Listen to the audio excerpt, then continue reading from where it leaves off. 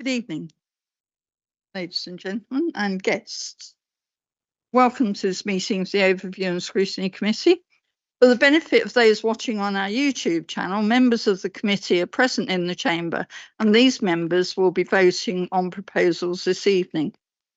Other members of the council who are also present in the chamber or participating via MS Teams can take part in any discussions, ask questions, but cannot vote. Your attention is drawn to agenda item 1, which sets out the guidance on how meetings will be conducted. Before we start with the formal business, we will confirm attendance of voting members by doing a roll call. Alison. Thank you, Chair. If you can just confirm that you're present when I call your name. Councillor Oakley. Present. Councillor Athol. Present. Councillor Bell. Present. Councillor Bishop. Present. Councillor Brown. Present. Councillor Cannon. Present. Councillor Cope. Present. Councillor Davis. Present. Councillor Hickmott. Present. Councillor Hood. Present. Councillor Hoskins. Present. Councillor Hudson. Present. Councillor King.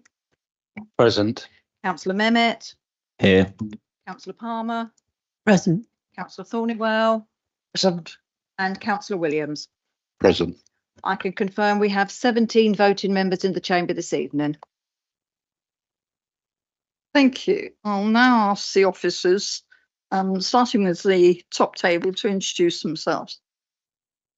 Good evening, everyone. Jill Fox, Policy, Scrutiny and Communities Manager. Good evening, everyone. Jeremy Whittaker, Strategic Economic Regeneration Manager.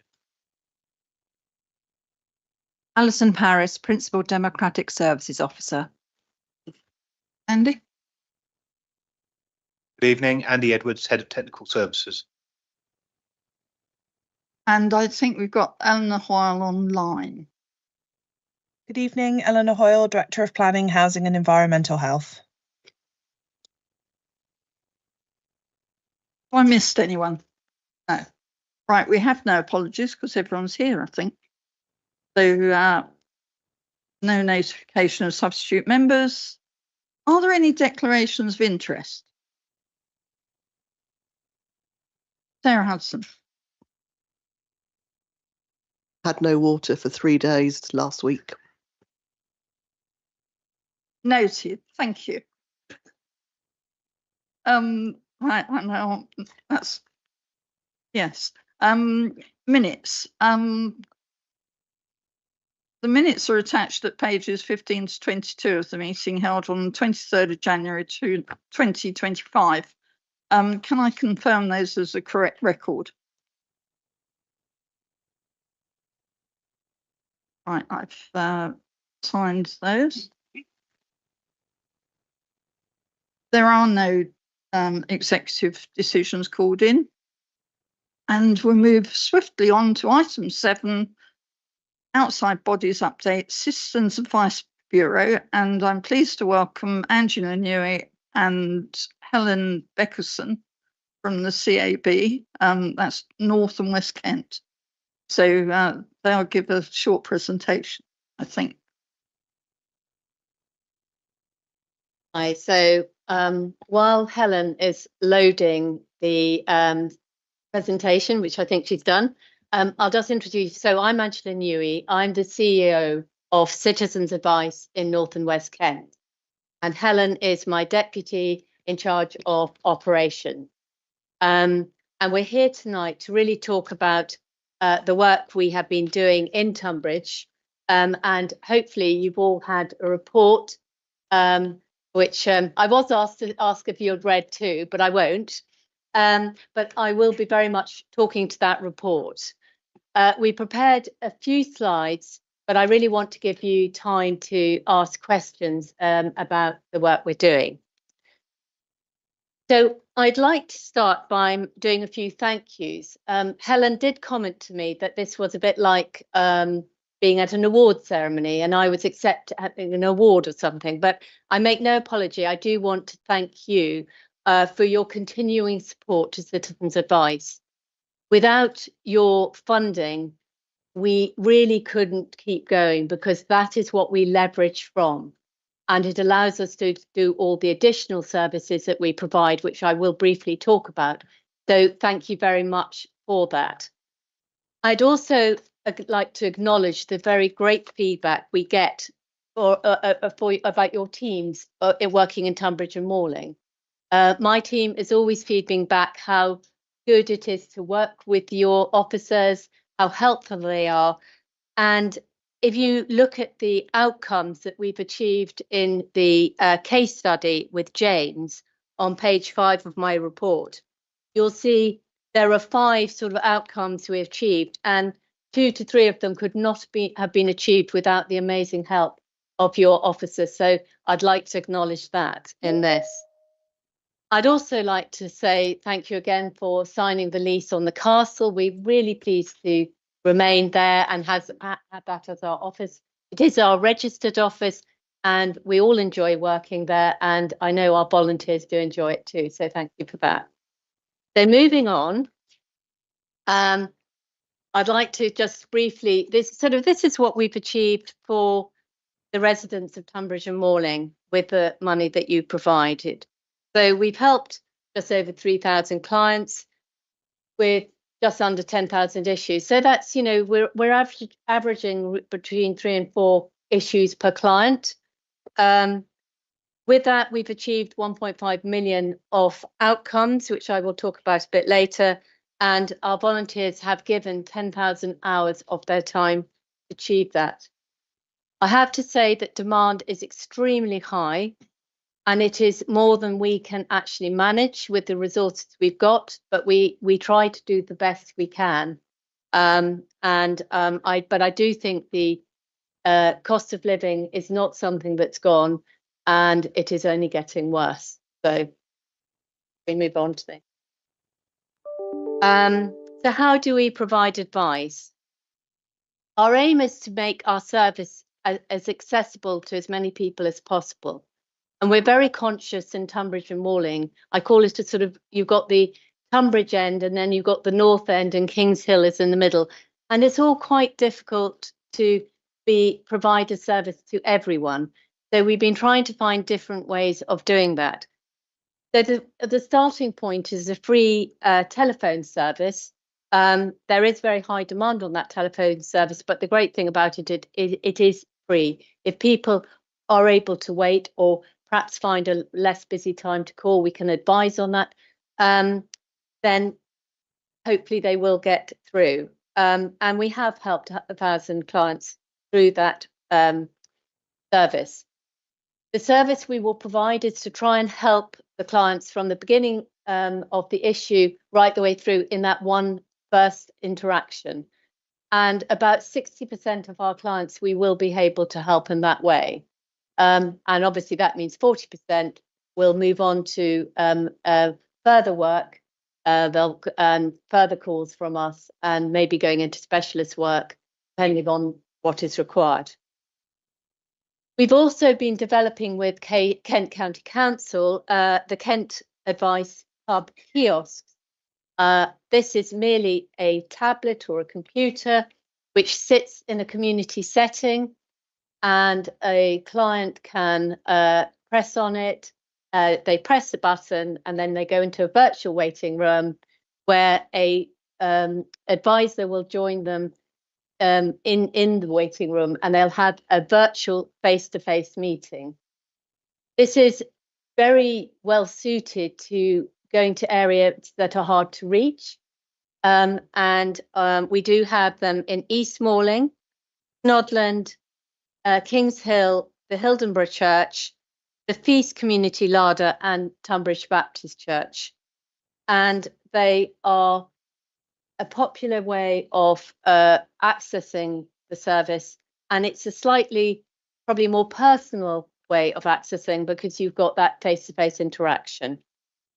Then if we move on, we have the meet and greet service, which is really based in our Tunbridge Castle. This is what people might have called drop-in, but what we aim to do there is to help clients to work out how they can access our service. And we, you know, if they can't make a phone call, can't go to a kiosk, then we will find ways to help them to access it. And you can see this is something we've really developed over the last year. And you can see how popular it is, and that 1,000 people have used that service. And then last but not least is our in-person advice sessions, where we provide that at St Stephen's Church in Tunbridge, and also at Tunbridge Castle.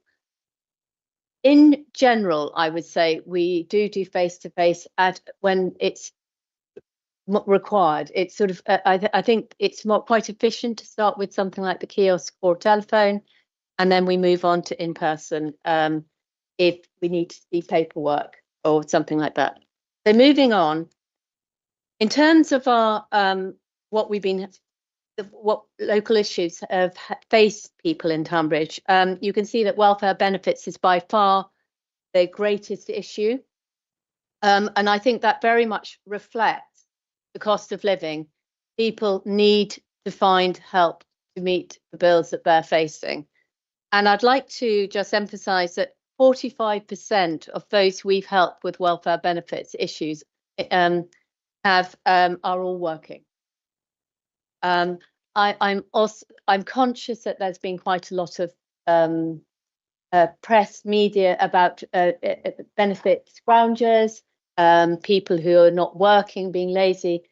That is not our experience. I would like to emphasize that we only help people to apply for and appeal for benefits that we believe they are entitled to. So one of our main aims is to provide a service that takes the client from the beginning of their issue right the way through. Previously, we used to refer to solicitors, and that's now not so easy because local solicitors can't afford to do legal aid. So with that in mind, we have a number of specialist services we provide.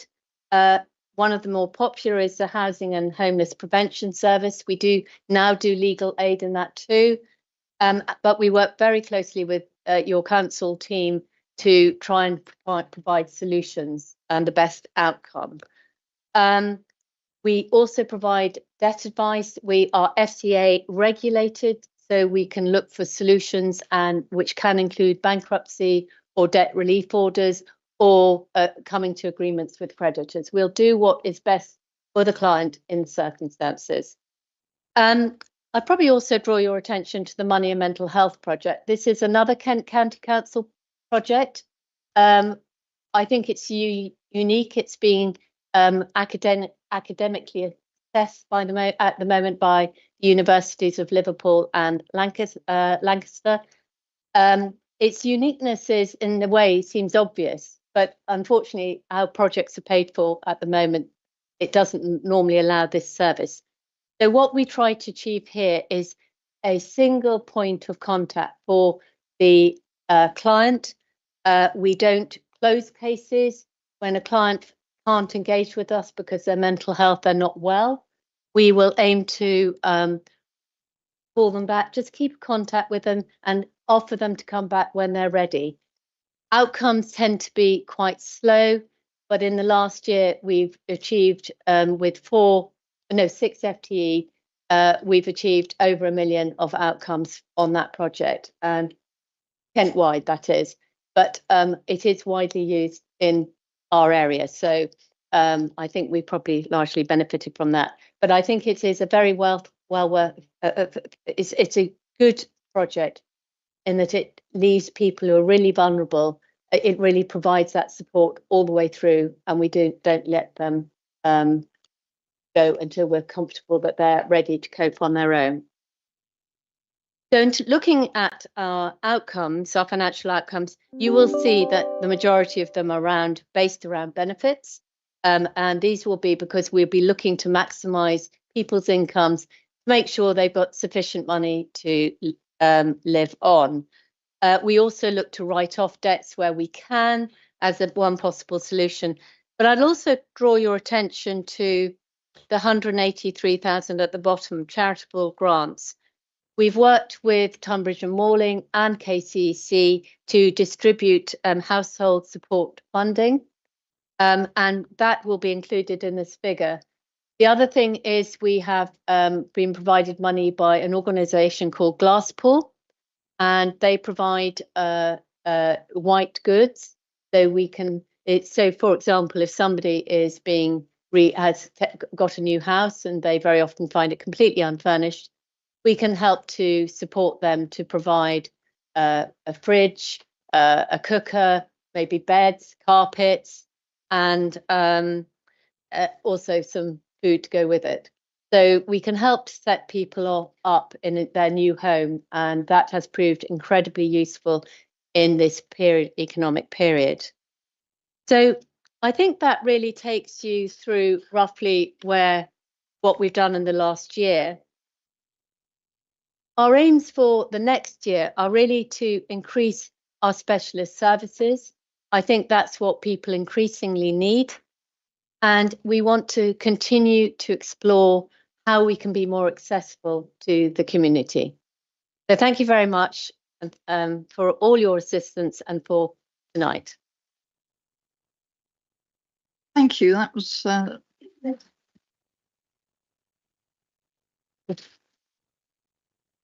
thank you. Could you just turn your mic on? Thank you.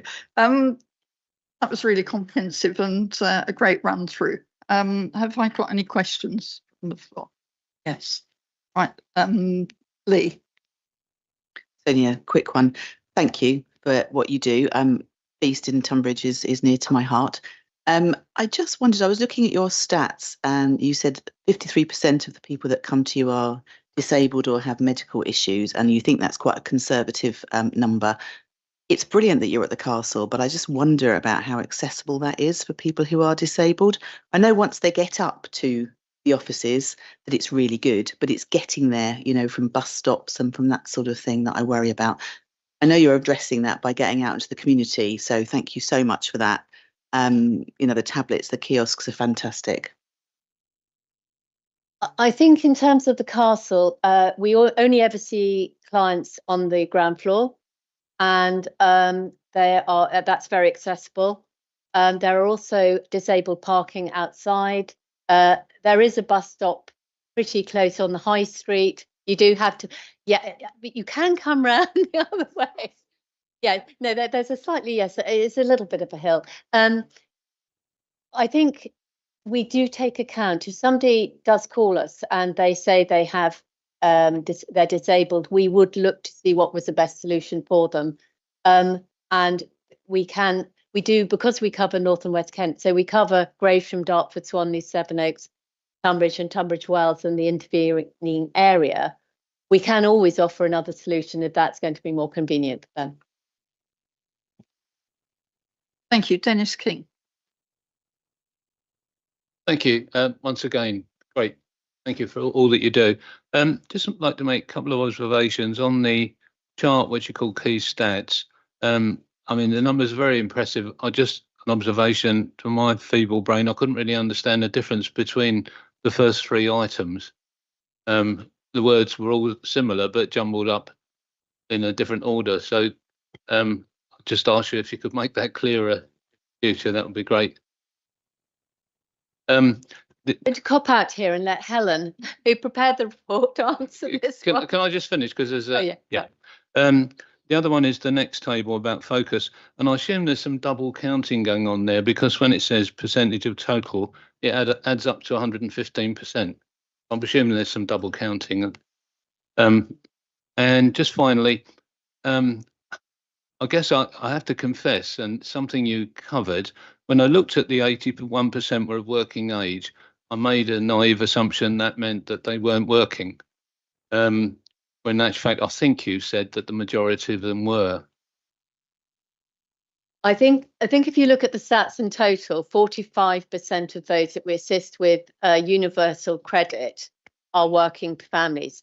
81% is a slightly complex figure and probably misleading, because I got misled by it myself, because I think it means they're of working age. That doesn't necessarily mean they would be working. So I think that's a confusing stat. We have a database system provided by Citizens Advice, and it produces some slightly strange stats. So I think for us to be sure how many of the 81% were working, I mean, I'm going to pass over to Helen, who is much better at data than I am. Yeah, and just finally, I guess trying to get my head around on your behalf why the numbers are increasing so significantly. Is it since the end of the pandemic and the last lockdown, or is it just about money, or is it some different way we have of classifying people or offering them benefits? I mean, it just will be useful to know that, because you're quite right. It is too easy to classify people as scroungers. And there are other problems happening in other parts of the economy where the numbers are shooting up. So I think we need to sort of call, things for what they are. And if we could just understand that a little better. Thank you. So if I answered that question, then I'll let Helen come back on the data questions that you asked earlier. Why has demand increased? I think it's because people are increasingly struggling. I think at the beginning of the crisis, which they called the cost of living crisis, and then suddenly said we come out of the cost of living crisis, our perception was very different. But initially during that cost of living crisis, people seemed to be able to cope. I can only assume that they had some money and they were able to keep up. But as inflation took over and as the cost of living, their rent goes up, all their bills are going up, that money is less and less, and we can all feel that cost of living ourselves. But if you're on a low income, you are much harder hit by it. So our perception is that really people are being ground down and they've got less and less money and are less able to cope than they were a few years ago. Thank you. So just to go back to your first questions around the table, the key stats table. So the first row, it is all the number of clients that have accessed any of our Citizens Advice services, Tunbridge and Malling residents accessing our services. The second line is the number of advice issues. So one person might come to us with one issue, or they may come to us with multiple different issues. So it's an indication of the complexity of the issues their situation more than anything else. And the third line is the number of people who we have provided detailed advice and casework support to. So those are people that are accessing the real depth of our service. That top line, the 3,000, that's any of our services. So it is advice and casework, but it's also our kind of preventative support, our meet and greet service, things like that may not count within the advice, detailed advice. And also then around the percentages of issues, that also comes back to people having multiple issues when they come to us. So that's why it goes totals more than 100%. Thank you, Dave Davis. Thank you. In face-to-face meetings in the north of the borough, have you got anything in Maidstone at all, or is that beyond your? Because the majority of our people, the bus service, go to Maidstone. Unfortunately, the way that Citizens Advice boundaries work means that we are caught by the boundary of Maidstone Borough Council and Tunbridge and Malling Borough Council. So essentially, anyone who is near that border naturally would like to go to Maidstone to get help, but they can't get the help from Maidstone Citizens Advice, and they would be directed back to us. I mean, we are always keen to look to see if we can put, work with the community setting and have a kiosk there, we can provide more face-to-face, and we'd be very interested if people want to speak to us about that.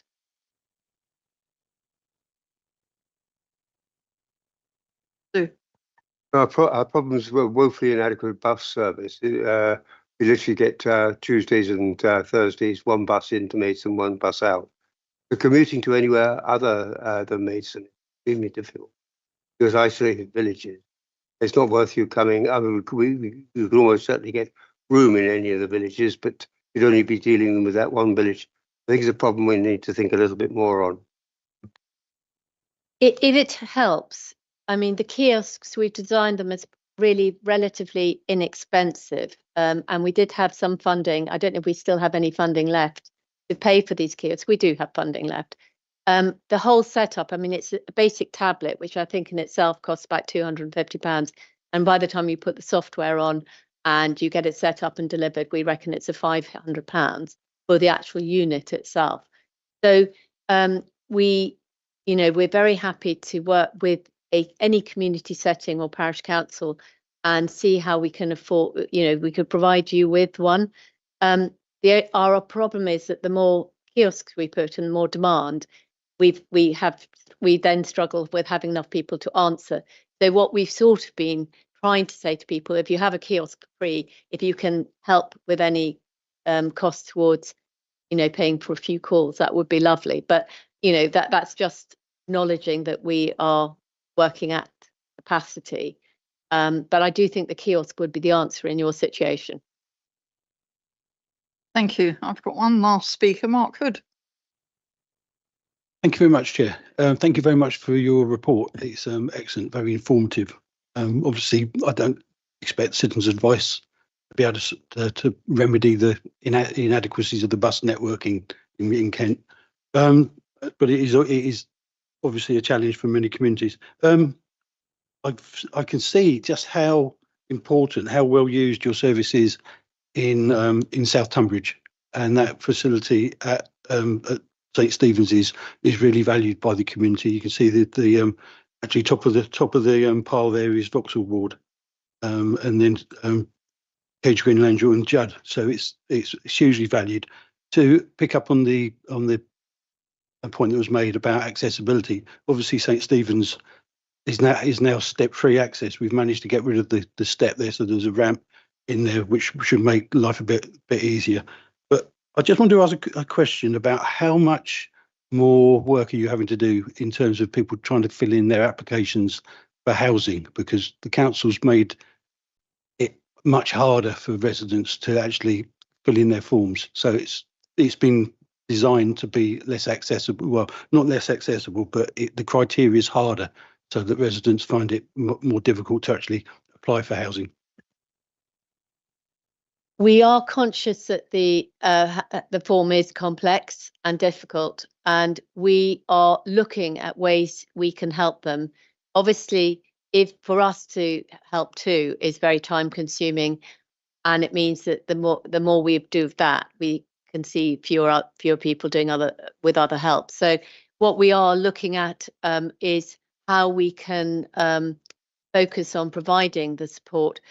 And I think the other thing our housing team are concerned about is obviously we can help to fill the form in, but it's got to be the client's form, their words, because we can't take responsibility for an inaccuracy, and we've got to make sure that on legally and for the quality of our advice, we are providing, we're filling the form in accurately and reputationally. We don't damage things by saying something that's not true. So we're just thinking a little bit how we can do it and provide support, but it will require, I think, us trying to get dedicated, maybe volunteers who will help, particularly to do this form filling. Thank you. Oh, Anna Cope. I just want to further my thanks from my colleagues for the work that you do. I just wondered, is there any use for AI in helping some of your clients with more of the routine, not routine, but the more predictable tasks? I know you're just saying about filling out that form, it needs to be in their own words. And I think the volunteers do an amazing job, but as you say, there are only a limited number of them and they have a limited amount of help that they can give. Is there any capacity that we can be using new technology, or you can be using new technology to help people? Thank you. I think AI is definitely going to have an application. Citizens' Advice itself is looking at it and how it could be used. I think it might be able to be used to speed up the sort of basic information. And even now, you can say to your phone, ask her to question it, we'll give you an answer. I think then where we hit the problem is that our clients often are quite vulnerable and the answer isn't necessarily good enough. They need help to interpret it and act on it. So we haven't quite seen how AI in the future is going to get over the need that for a certain group, just getting the answer to the question isn't going to be enough. They're going to have to help. I mean, it's like we could say 60% we can help on that first call. Because we will enable them, we'll tell them to go on this website or take this action and they can act on it. But we've got 40% who can't do that. And we do need to do further work with them. So that's our conundrum, I think.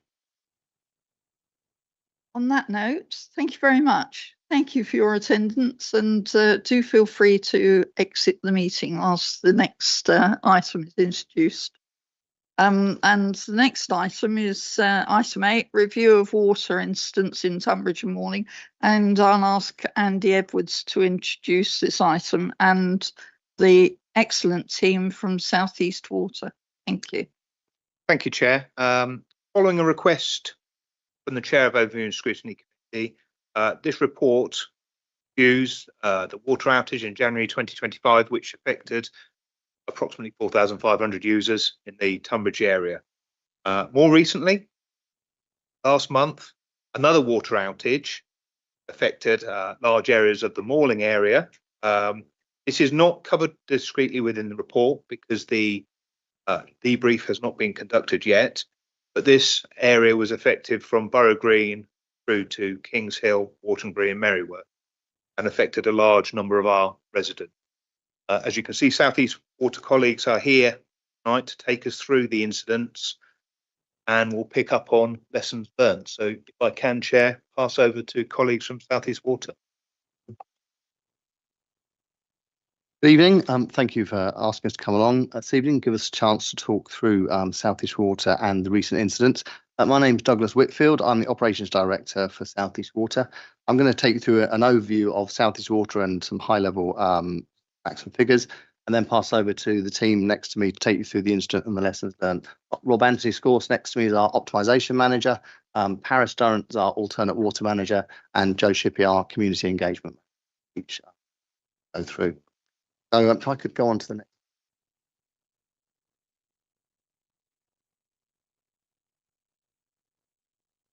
So I'm just going to give a brief overview of South East Water and the Tunbridge supply system, and then Rob's going to run through the timeline of the January event, and along with Paris go through the lessons learnt, because we're really sorry for that event. We reacted well operationally, but there's definitely things that we needed to do more on the communication, liaising with customers, councils, and we'll run through those. We'll then also touch briefly, as Andy just mentioned, on a more recent event at Crosley, and we'll talk about the compensation and the way we deal with alternate water. Then if we have time at the end, I'll do a brief update on some wider industry news. As everybody is probably aware, there's lots going on in the water industry at the moment, and we'll finish with any questions. Next slide, please. So just high level around South East Water. So South East Water is a drinking water only company. So we don't deal with the sewage side, and we never have. And we've never been a publicly owned company. So South East Water and all the predecessor companies of South East Water have always been private water only companies that have been built up along the towns and the villages that we supply. So if you go back 100 years, there were about 23 companies that make up the current South East Water. And the most recent merger was in 2008 when Mid Kent Water and South East Water merged. And then back in the 90s, the region you can see on the left there was a company called Mid Southern Water. It's worth talking about that very briefly because that is some of the challenges that we have. We've never been designed as a single company, and our network has different challenges in different regions, which I'll talk about. So we supply around 2.3 million customers. We're the second largest water only company. Across our eastern region, which is the larger green area there, Southern Water take the sewage away for us, and in our smaller area to the west, Thames Water. On average, we're treating around 544 million litres of water a day.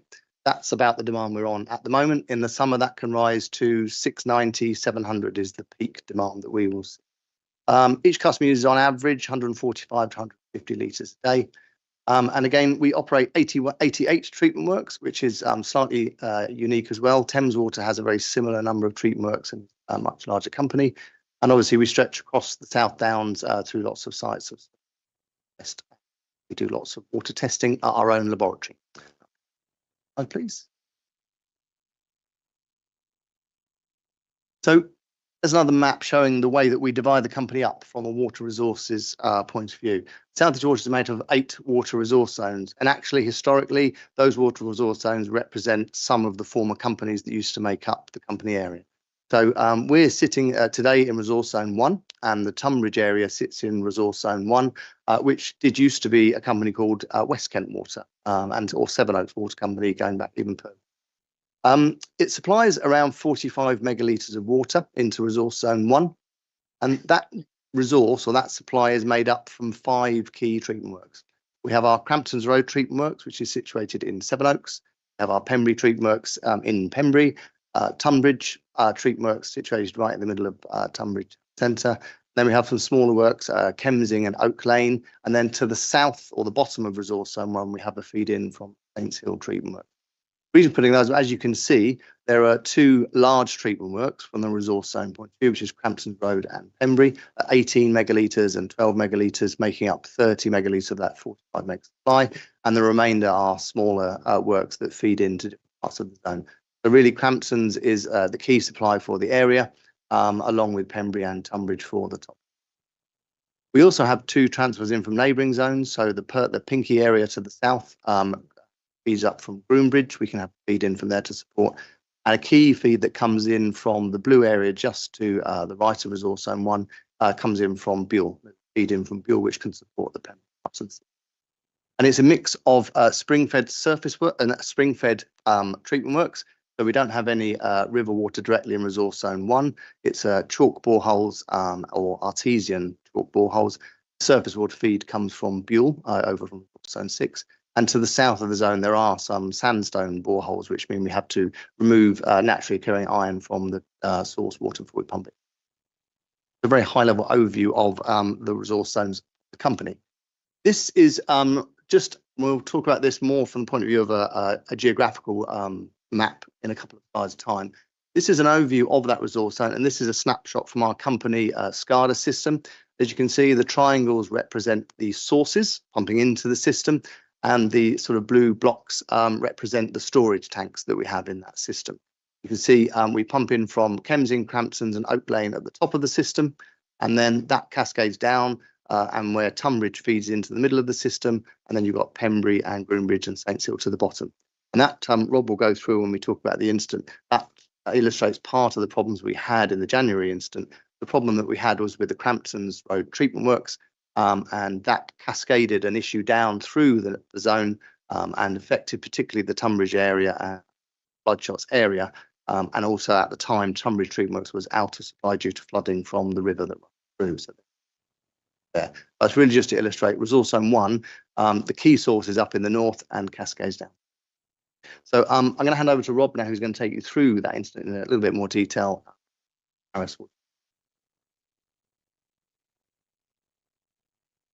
Hello all, I'm Rob Anthony Scorse, Optimisation Manager at South East Water, and I'm going to talk you through the incident, showing a timeline and the lessons learned. As Doug has said, this is essentially a schematic but shown geographically, and what you have within RZ1 here is a cascade of water coming from the north down to the south of the region. So you have Kemsing and Cramptons Road being the big one that we'll be talking about, that supplies around 18 million litres of water per day going into that system. And that moves down south through that system to a number of service reservoirs, those being Soulfields, which supplies the Sevenoaks area, and then down towards River Hill, which also feeds down through Hildenborough and down to Tunbridge. It also feeds another service reservoir called Kilnwood, and that feeds down into Tunbridge on the other side of the system. They feed down towards another service reservoir called Bloodshots, which is also fed from Tunbridge Water Treatment Works. And then Bloodshots feeds down towards Bidborough and Southborough, which is further down. And then there's a balance with another system in the south, which is the Pembury Blackhurst bit. But essentially, it's showing you that the cascade effect going from Cramptons Road all the way down through the system We can't move water from south to north, from Pembury up towards Bloodshots and going up to the northern part of the system. It moves from north to south through this resource zone. Okay, this is a high-level timeline of what happened during the Cramptons Road event. So it's worth noting that on Saturday, the 25th of January, flooding at the Tunbridge treatment works meant that we couldn't run that system. So that became unoperational until we were able to remove it because of debris within the water. Essentially, increased turbidity meant that we couldn't run the works. A lot of this was created by Storm Awen, if anyone remembers Storm Awen, and the effect that that had. It certainly affected that weekend. There was some power issues on a number of our treatment works and the effect to a number of sites throughout that weekend and throughout the week. Moving on to Sunday, the 26th of January, we had a power failure at the Cramptons Road water treatment works. Essentially, with the system that we've got in RZ1, we can run that system, we can supply the demand and the service reservoirs without Tunbridge water treatment works. Tunbridge is a small works, but obviously with Cramptons Road, there's a significant output from there, and we can't rely on the rest of the system to be able to supply our customers. So then we're reliant on rectifying any issues that we've got there, and obviously the storage that we have on the system. Now, the amount of storage that we do have on the system through those service reservoirs is around 24 hours of storage, slightly greater at this time because of the lower level of demand than there would be, say, in the summertime. But we were reliant on that until we were able to get Cramptons Road up and running again. So we dispatched engineers to the site at the time that we lost it, which was obviously around the afternoon of Sunday. We were unable to run the generator there. There is a generator on site. That means that we can run the site in the event that we do have a mains power outage. We were able to run it, but we were unable to put it on load, which meant we couldn't run the site from the generator. It turned out to be an electrical fault, but it was an electrical fault that affected both the mains and the generator power supply. It was quite a complex electrical fault that we had with the panel. By 8 o'clock in the morning, we had the power issue rectified. We spent an awful lot of time through the night dealing with this complex issue. A number of technicians were dispatched to site to ensure that we had the right capability there to be able to deal with the issue that we had. As I said, it was quite complex. We were able to run the site at 8 o'clock in the morning, or were able to get the site running with the power there. But unfortunately, because the boreholes are artesian on the site, it meant that we had flooding of the site, and also we had water that had gone into our service tank that we have there, that meant that we couldn't run the site because our parameters on our final water, which meant that we had a delay to being able to run the water treatment works there, which meant that throughout the day we knew that it wasn't going to be until further towards the end of the day that we'd be able to actually run that back into supply. And this was about the time that we decided that we needed to run this as a full incident. And the first incident meeting was run at 8 o'clock in the morning, and then was at 4-hour intervals as per our emergency plan, which is an SEMD requirement that we have at South East Water. The first no water call that we got from the Sevenoaks area was around 5 o'clock later on that evening, and we had the Cramptons Road water treatment works running into supply at 9 o'clock in the evening. So there was an interruption within the Sevenoaks area through the evening there. What we found was once we'd run the Cramptons Road site, we'd recharge that system, and we'd recharge the service reservoir that was feeding into the Sevenoaks area overnight. And we had the last no water call from that Sevenoaks system at around midnight. Next slide. So moving on to Tuesday, the 28th of January. So there was an expectation within the incident team that the system would recover overnight. Storage reservoirs were low, but data and customer contacts through the night suggested that we had a recharge of the Sevenoaks system and that the system would hold up. We found that at around 6:20 in the morning, we received our first calls from the Bidborough and the Tunbridge area. We did see some system recovery through the day and had seen that recovery overnight. What we found subsequently through Tuesday and Wednesday, that where we had depressurized the system and then recharged the system, there were airlocks that were causing us problems with transferring the water through from north to south, as we say, getting into the Tunbridge system. This also was compounded by not having Tunbridge water treatment works running due to the flooding at that time as well. Going into Wednesday, we removed the suspected airlock from the system, which increased the transfer across the network, and then also went through sequential flushing using our technicians to remove any subsequent airlocks throughout the network. And overnight, the system begins to recharge again. At this time around Wednesday, we had about 2,500 properties that were out. As we moved into Thursday and then into Friday, it was around 500 with sporadic calls coming in where we had isolated pockets of air throughout that system that we needed to remove using the technicians in the field. So moving on to the lessons learned. So first of all, on the technical side, we should be looking at sourcing a fail-safe backup power supply to the system, and also looking to get the generator on an auto swap over. Now, what we call a UPS, which I mentioned in the next one, is an uninterrupted power supply, which means that you have a battery backup. And a lot of this is related to ensuring that a lot of our telemetry systems and critical systems on the site have a secondary source of power in the event that we lose mains power. Alongside that, we're looking at additional battery backups on our automated valves as well, which means that we won't have the treatment issue that we had previously. So we're going through a process of that with one of our suppliers and looking at retrofitting those to the site and to the valves on the site. We need an improved response related to the Crampton's Road alarm notification. This is something we've already put in place on our telemetry system. There's detailed notes and briefings on there about prioritising the loss of prioritising the response to the loss of the Crampton's Road site in the event of a power supply issue, and also guidance on exactly what the technicians need to be doing and looking for when it comes to identification of what the failure is. Improved projecting the loss of supply and recovery of network timescales. This is something that we went through with the LRF afterwards as well. We're very good at identifying, what the impact would be in the event of a loss and then subsequent impact through the system.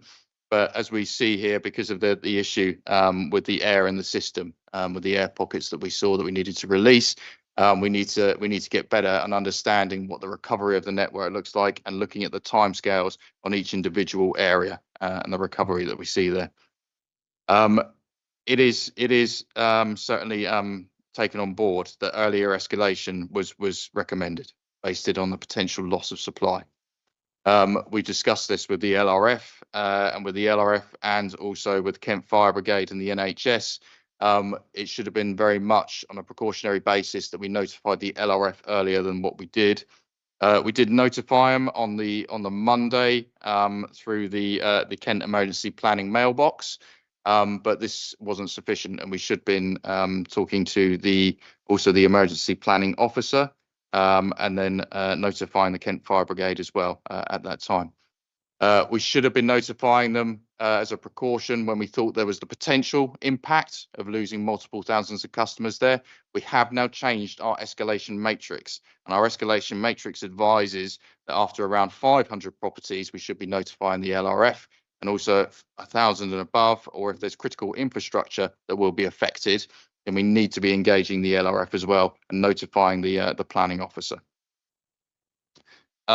As I said, increase the managers' awareness of the LRFs and notification procedure. We've run a workshop with a lot of our managers in South East Water as well about the LRFs and the support that they can give, and also on the notifications procedure, the escalation matrix that I talked about. We need to improve PSR identification, priority service register identification, and also utilise the NHS support that is provided through the LRFs to ensure that we have an up-to-date vulnerability list in areas that we could potentially lose. Our priority services register, it isn't fully comprehensive. It's good, but it's not fully comprehensive. And we do categorise them. So when it came to the Crampton's Road event, we did prioritise those that were unable to collect. But it was something that came through the LRFs. The NHS were a bit critical of our PSR list. And we take on board that we need to make sure going forward with incidents of this nature that we do engage the NHS and they support us through their vulnerability lists as well. we decided that a process for calling the PSRs post and through the interruption should be implemented as well. That way we can ensure that they are fully stocked up with water as required. And also, as the interruption goes through, if there's plumbing issues afterwards or issues with air on particular systems or particular services, we can ensure that our PSR customers are supported. We need to improve the process for engagement and delivery of bottled water to care homes. It's something that we've been working on through the alternative water team that Paris will talk about a little bit more. And we need to improve the consistency and regularity of messaging through the South East Water channels. One of the things we've talked about with the LRF following this, and you'll see a vast improvement on the Trosley incident, is utilising the LRF communications teams, the local authority communications teams as well, for the dissemination of information regarding any incidents. I'm going to hand over to Paris now. He's going to give us lessons learned on the alternative water. Thanks, Rob. Yeah, my name's Paris Durand. I'm Alternative Water Manager. So I will cover the lessons learned in regards to this event. Unfortunately, we was a bit delayed and our response was very slow in regards to this incident. And it refers to what Rob talked about in regards to the trigger points itself. Going forwards in regards to trigger points, we are starting to interact and put process in place to allow that when an incident does occur, we are involved in the most earliest opportunity. We can then start establishing plans and start looking at our contingency plans and put them in place. We are working closely with local councils as well as the LRS, which are local resilience forums, to ensure that we're sharing plans and ideas on how we can cope and manage an incident. Communicating as well is key. So we put a lot of processes and more training in place for our staff to be updated in regards to how to handle an event. And again, it filters down from when an event gets raised that we are, especially this one, we could have been notified on Sunday and deployed a lot earlier to the event, enabled us to contact third parties to get the required equipment, i.e. tankers, bottled water, and also staff to the area to then support the area when it's when the incident occurred. During the incident, arranged in pallets of bottled water to the secure locations, allowing PSR to be collected and also supporting care homes as well. Making that early communication with the care homes is key. We didn't unfortunately do that during this, especially not on day one. We didn't because we was organising the tankers, we was organising bottled water. And I think it was later on in the day that we was able then to make contact to the care homes, livestock, hospitals, and really she would have been doing that on day one.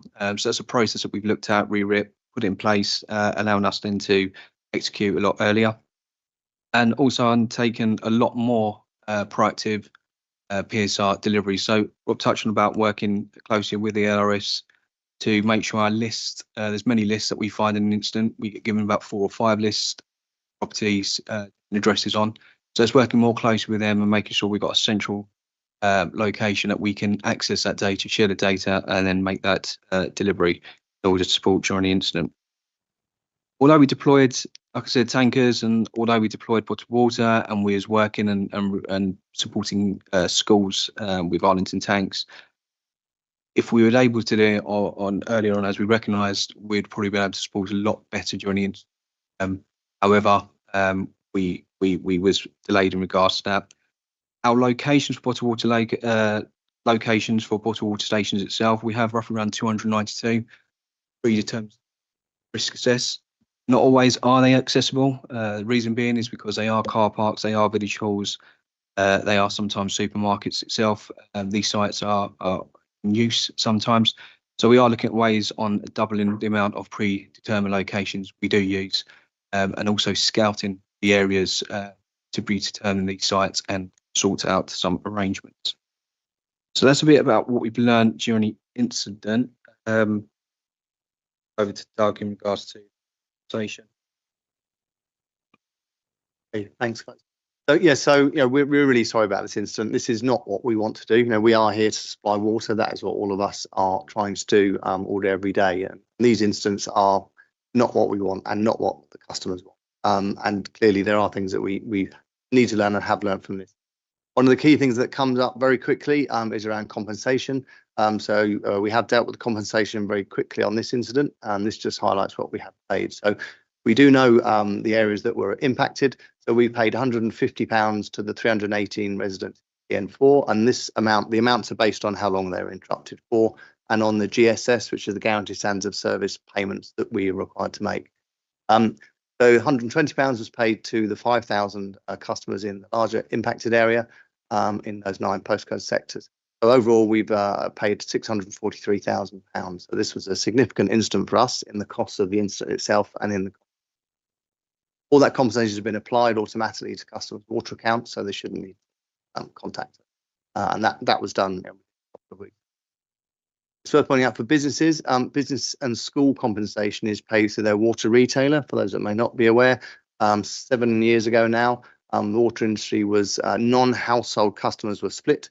So they are no longer our customers. We are the wholesaler for them. They all have to have a water retailer who will deal with the compensation. In this area, there's 226 businesses and schools that are affected, and we have sent the money to the retailers to apply to the accounts. But that's so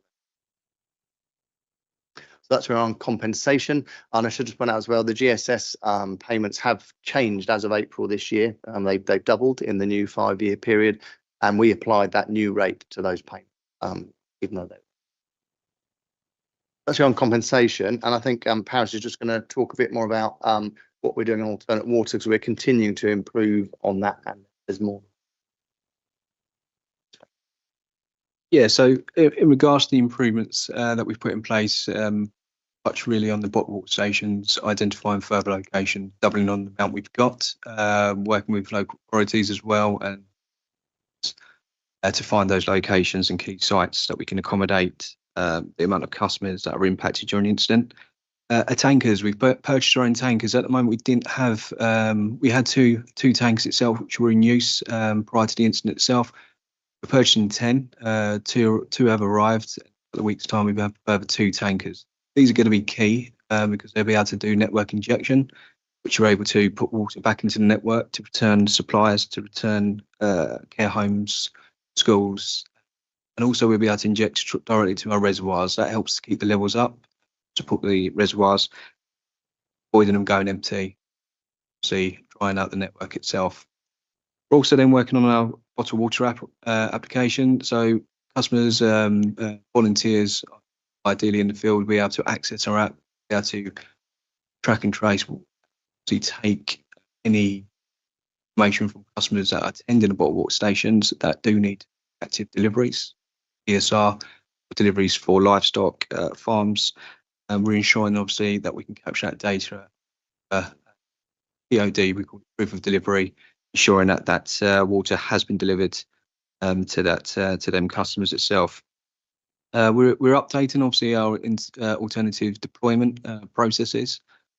These are going to be key as well because, obviously, these have got time scales where an incident occurs 0 to 3 hours and 3 to 6. We're going to start mobilising, ensuring that we've got enough time to reach the area and we are pre-prepared, allowing us to deploy water and support customers as well as vulnerable customers and businesses as well. We are also then ensuring that we've got training in-house, allowing our staff to be fully prepared when they attend the local sites or deliver bottled water out, part of the reactive PSRs or planned PSRs, enabling to make sure that that water is delivered, captured, stored, and allowing us to share later on the amount of deliveries we've undertaken. So in the previous incident, we undertook we gave out 156,000 litres of water and was able to move 3 million litres of water via the tankers. Pre-planned and was able to react quicker with further, so that number would have gone up even more, meaning that customers would have still had the sites as well. So that's some of the improvements. There's many more that we're undertaking, that we need to undertake to ensure that we're better prepared and plans updating our deployment itself. I'm going to hand over to Rob. Let's check. Are we open? Yeah, sure. So we've got a couple more slides. But unfortunately, we have had another incident since then in this area, which so we have had a chance to try out the lessons learned sooner than we would have liked. we won't go through the slides, we'll skip to the lessons learned for this. I'll give a very brief overview. So we have a treatment works at Trosley. Unfortunately, a pipe burst within the treatment works at Trosley and filled up the basement. And more, unfortunately, the pumps, the motors, the PLCs were in the basement at this treatment works. So we lost that treatment works supply over the weekend. They always happen on the weekend. This was 7:15 on a Friday night. The incident ran on for a few days and the teams worked very hard and did a good job in getting those motors and pumps repaired and the site drained. But obviously our customers were impacted, which again we're very sorry for. I'll just get Rob to skip through some of the key, how we managed to apply the lessons we learned from the Hamptons Road incident.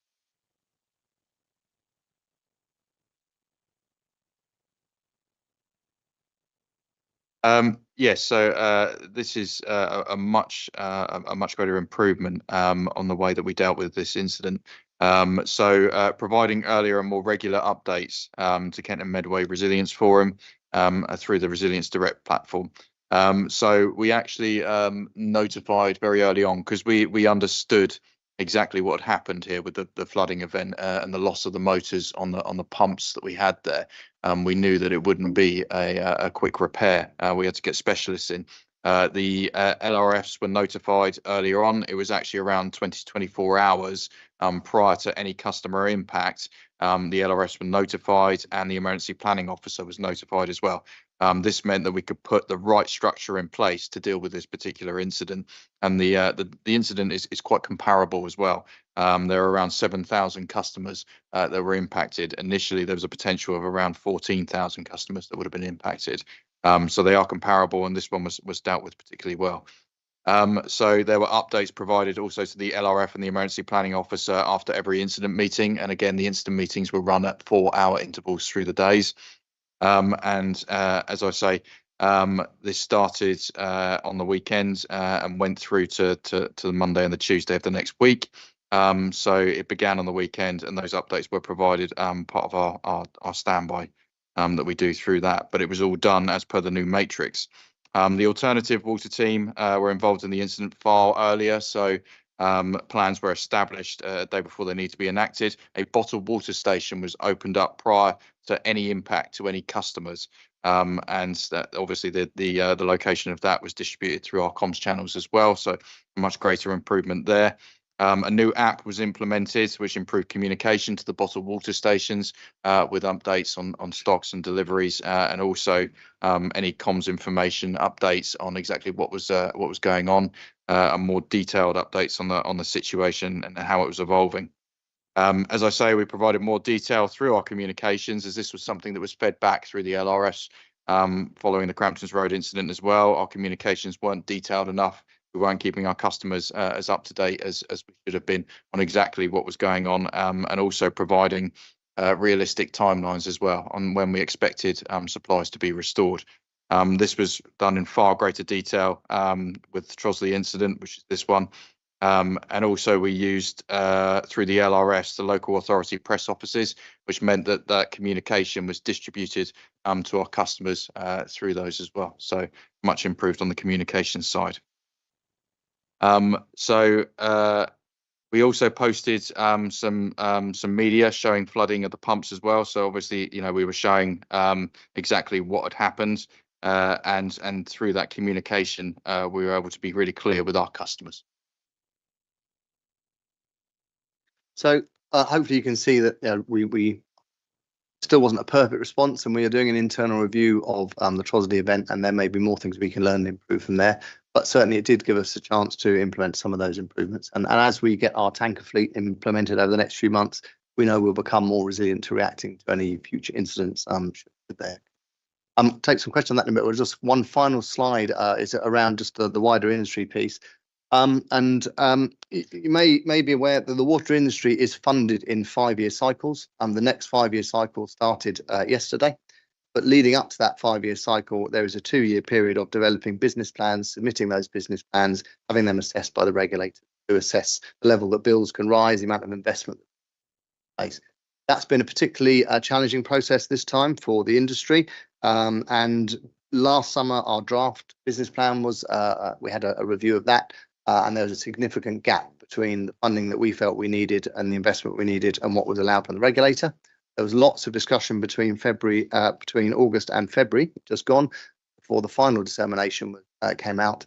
And that unfortunately had moved significantly. But for us, we've looked very closely at that plan, and we feel we can't accept the level of investment that's been allowed from the regulator. So on the 18th of February, we've confirmed that along with 5 other companies, which is we've referred our PR24, which is the price review, for final determination to the CMA for review. And what that means is that we've just, from our view, the final determination doesn't enable us to increase the resilience to the level that we need to ensure water security for our customers. That is the key focus of the plan. And it's not a decision we took lightly, because it adds more time and effort into the process. It drags it out. It can take up to a year. And it's not asking the CMA about a certain part of the price review. It's them looking at the whole price review again, giving their view on whether they think Ofwat were too strict, just about right, or too lenient. So that's the whole thing. But key for us, we're concerned that really Ofwat haven't identified the realistically cost the plan. So we've got lots of requirements in the plan that we don't feel are funded adequately. There's the link between the timing of the investments with the targets for performance that we have don't seem to be there. So unfortunately, I know until that investment comes through, we are vulnerable to further events. They're likely to, and the customers. And we need to address the balance between risk and reward. We do need to allow some return for our investors, otherwise they won't want to put in. And that is where we are. The CMA is an open public consultation.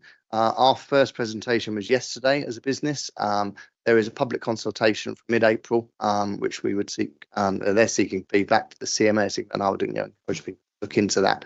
Please put your views in. While this process carries on, we do carry on with the final determination as issued. So for the first year, we carry on with what Ofwat have issued.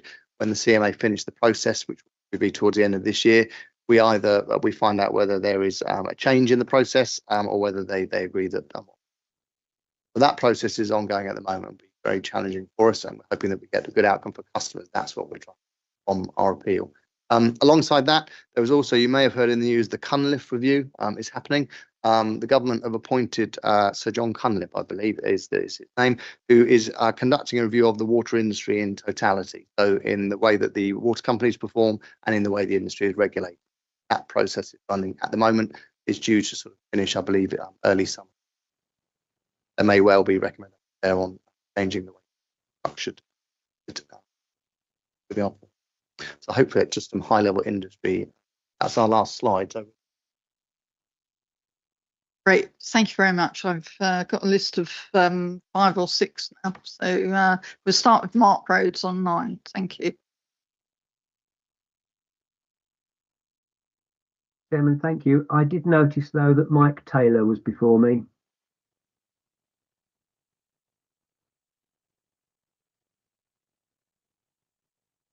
Sorry, I'm sure Mike won't mind. If you just carry on, that's fine. Feel free. Okay, thanks very much, Chairman. I am not a member of Over and Scrutiny. I will be fairly brief. Thank you for that presentation, gentlemen. You're very brave to come and sit before councillors. I get extremely agitated when large companies like yourself end up using the words lessons learned. Similar has happened before. You have got an awful lot of lessons learned there. So it's as if South East Water were ill prepared for this disaster. So for the future, and in particular, bottled water to care homes, that can't be a difficult thing to think about and do. And now you've got 10 tankers ordered. Well, again, why didn't you have 10 tankers ready before? So going forward, is it possible that you really need to think about doing desk studies on possible future simulated large leaks anywhere to ensure a better response in the future? Thank you, Chairman.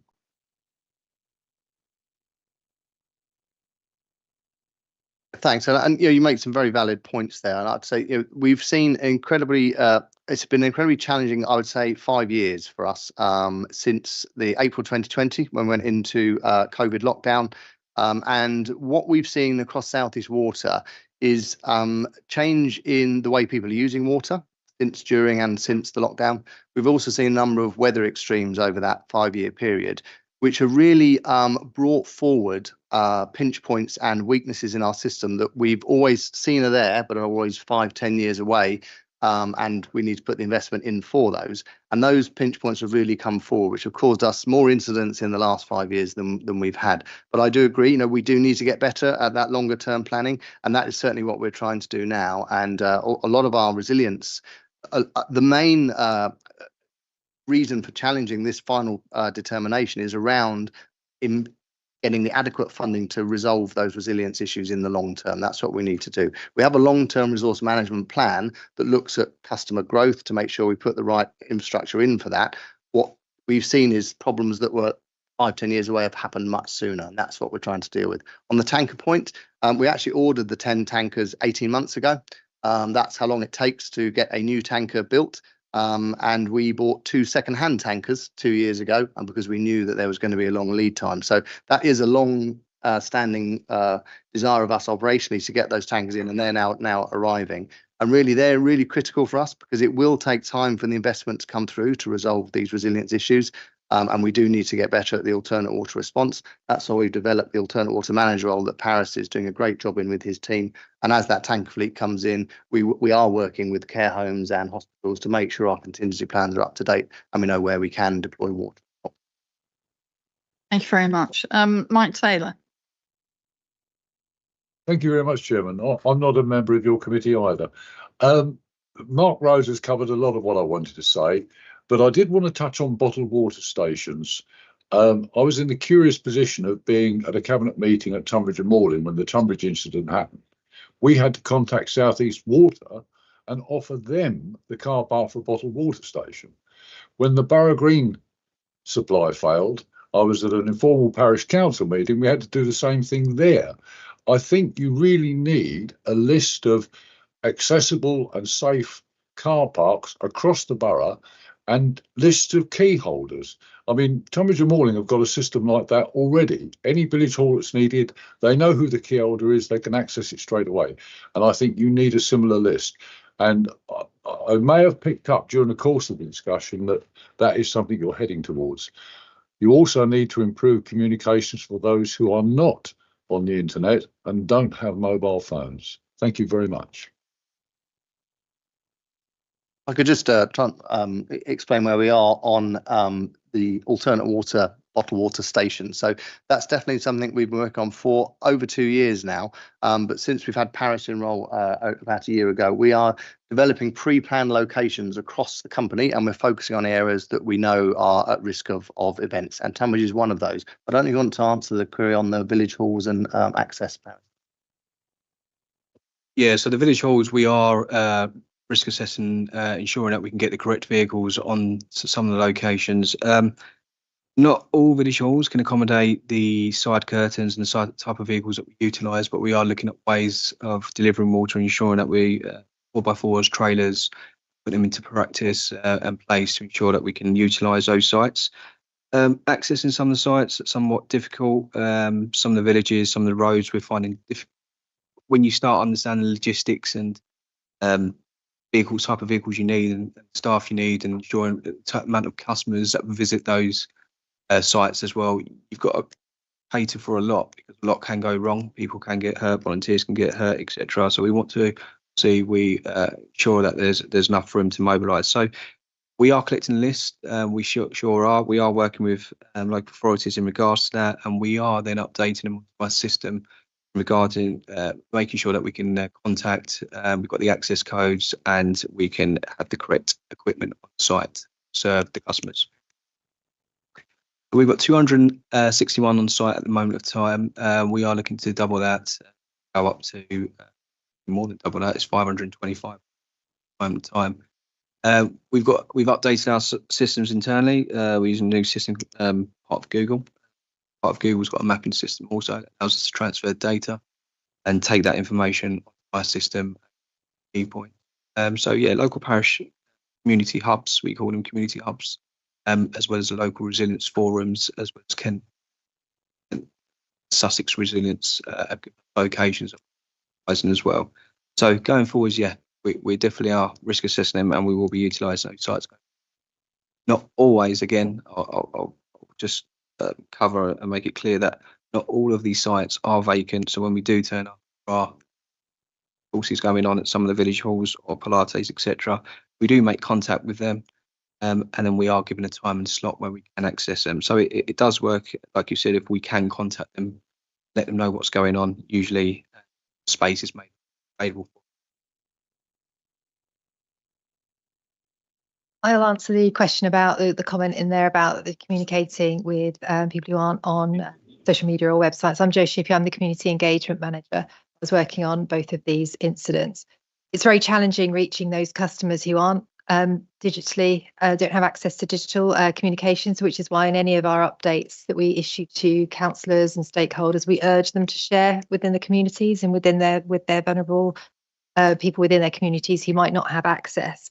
We also issue lots of statements to the press and the media as well. Obviously, they decide what they want to publish. We can't dictate it to them. But during the Tunbridge incident, we did do 3 interviews on BBC Radio Kent. We were issuing updates quite regularly. So we're kind of reliant on a lot of third parties to provide that onward information to those who aren't able to access digital means. If it was a longer term incident, then yes, we could look at writing to customers and letter dropping, but incidents like this move quite quickly. And so the time it would take to write, print and distribute, probably the incidents would have been over, but it is something that we continually look and review depending on the length of time the incident takes.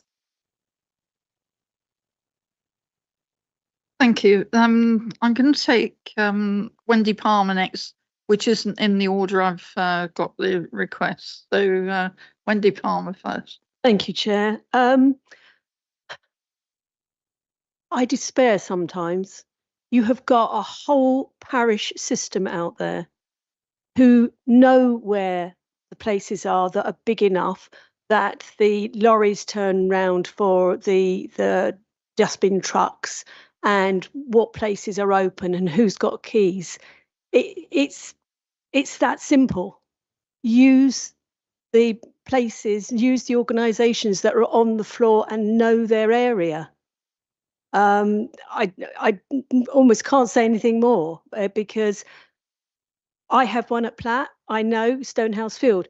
Mike Taylor had offered Potter's Mead. We know that there's big enough turning around things. We've also have secure areas, which you were saying that you were looking for secure areas off-site, not at the distribution sites, to store water. I know both of these parishes have got secure areas that could do that. Nobody's contacted us. Nobody's come through. In this last incident, your PSR, I had one lady who, her and all of her friends actually got onto the list and registered themselves on the priority list, and they're spread across the village of Platt. One of them got a delivery. Very pleased. Within the next 2 hours, she got 3 more deliveries. She rang her friends and none of them had got anything. I have 2 farmers, one with 3,000 chickens. The other one has got a herd of cows who are calving at the moment, who uses about 1,000 litres a day. And they didn't get water until after it had come back on. And the one with the herd of cows continually asked, where is it? Yes, it's on its way. Yeah, where is it? It's on its way. He was actually told that the tanker was standing in his yard. Well, it wasn't standing in his yard because that's where he was standing. And luckily he had a friend who had a Bowser, and they literally spent 3 days up and down with a tractor to this other farm to keep the cows alive, basically. So I know you're reviewing it, great. But please use the stuff that's already in place. Thank you. I go on to another question. Sarah Hudson. Thank you. I can't really discuss the Tunbridge incident because it didn't affect me. However, if you went back to the map showing the March incident, other than Borough Green, I'm the county councillor for virtually the entire area, which is a pleasant weekend I had. Now, the priority service as Wendy has indicated, it's pants.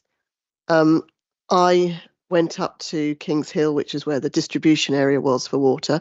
I loaded my car boot, the back of my car, and then I drove around to all the vulnerable people and I distributed the water. Now, I went online on their behalf. I can't put them on the priority service because I don't know what their water account details are, because you need that level of information.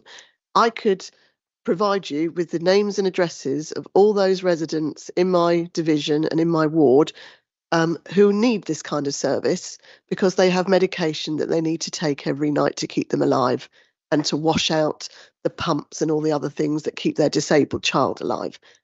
To date, and we're now on the 3rd of April, I have not been contacted by South East Water. Location of Kings Hill is the distribution area. Totally understand in terms of it's a big car park at Asda, lots of cars can get up there, but you're literally putting thousands of vehicles into a one road entry place.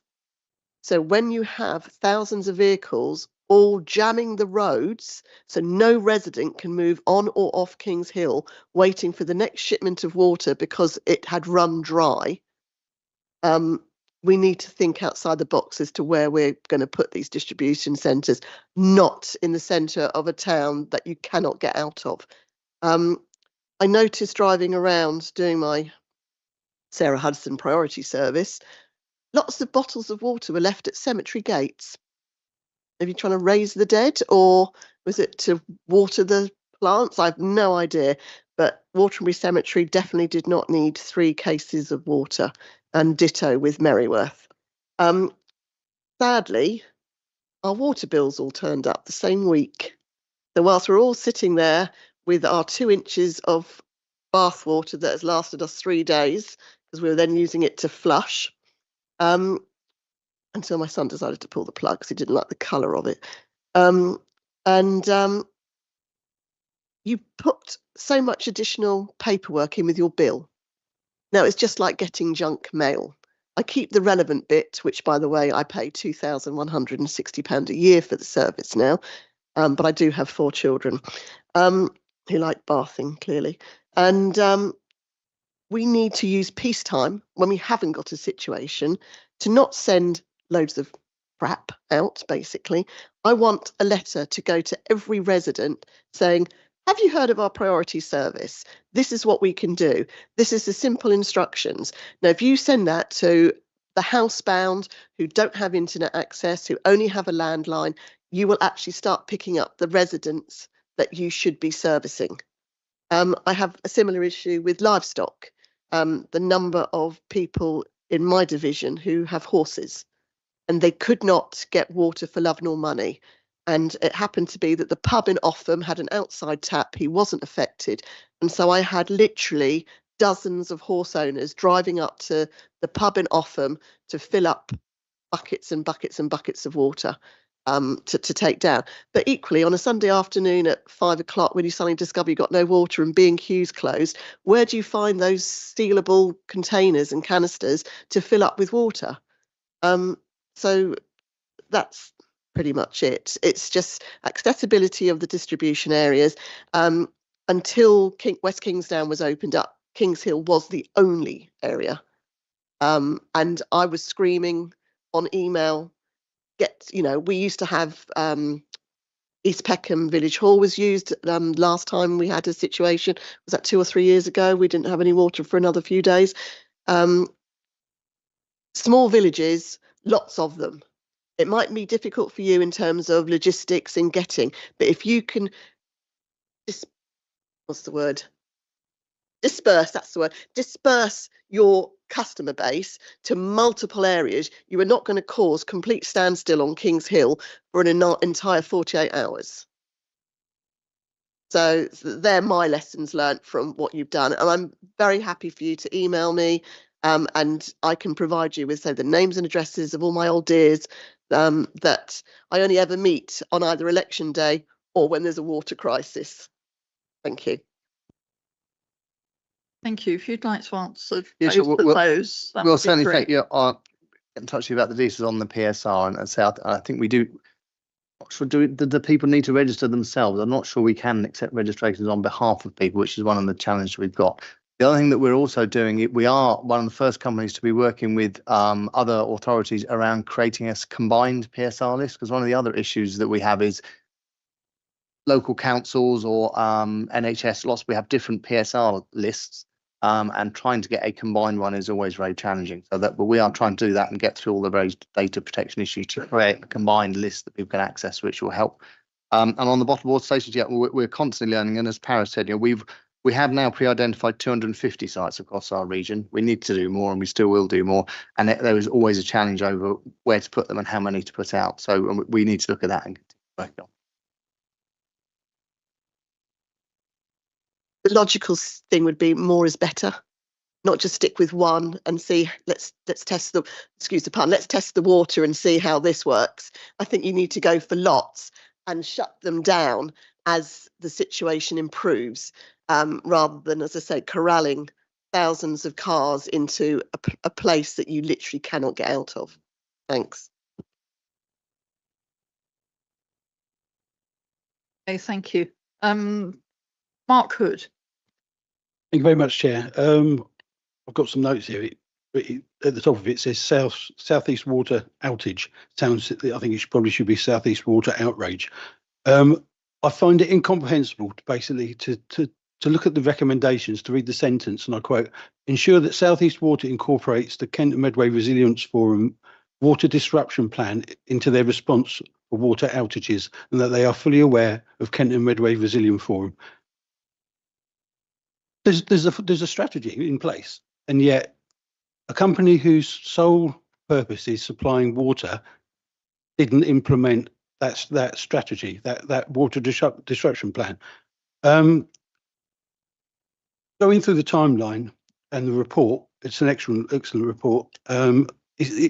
It's massively confusing that the person you chose to contact was the MP for Tunbridge, rather than either of the local authorities, who have proven through the report to have responded excellently.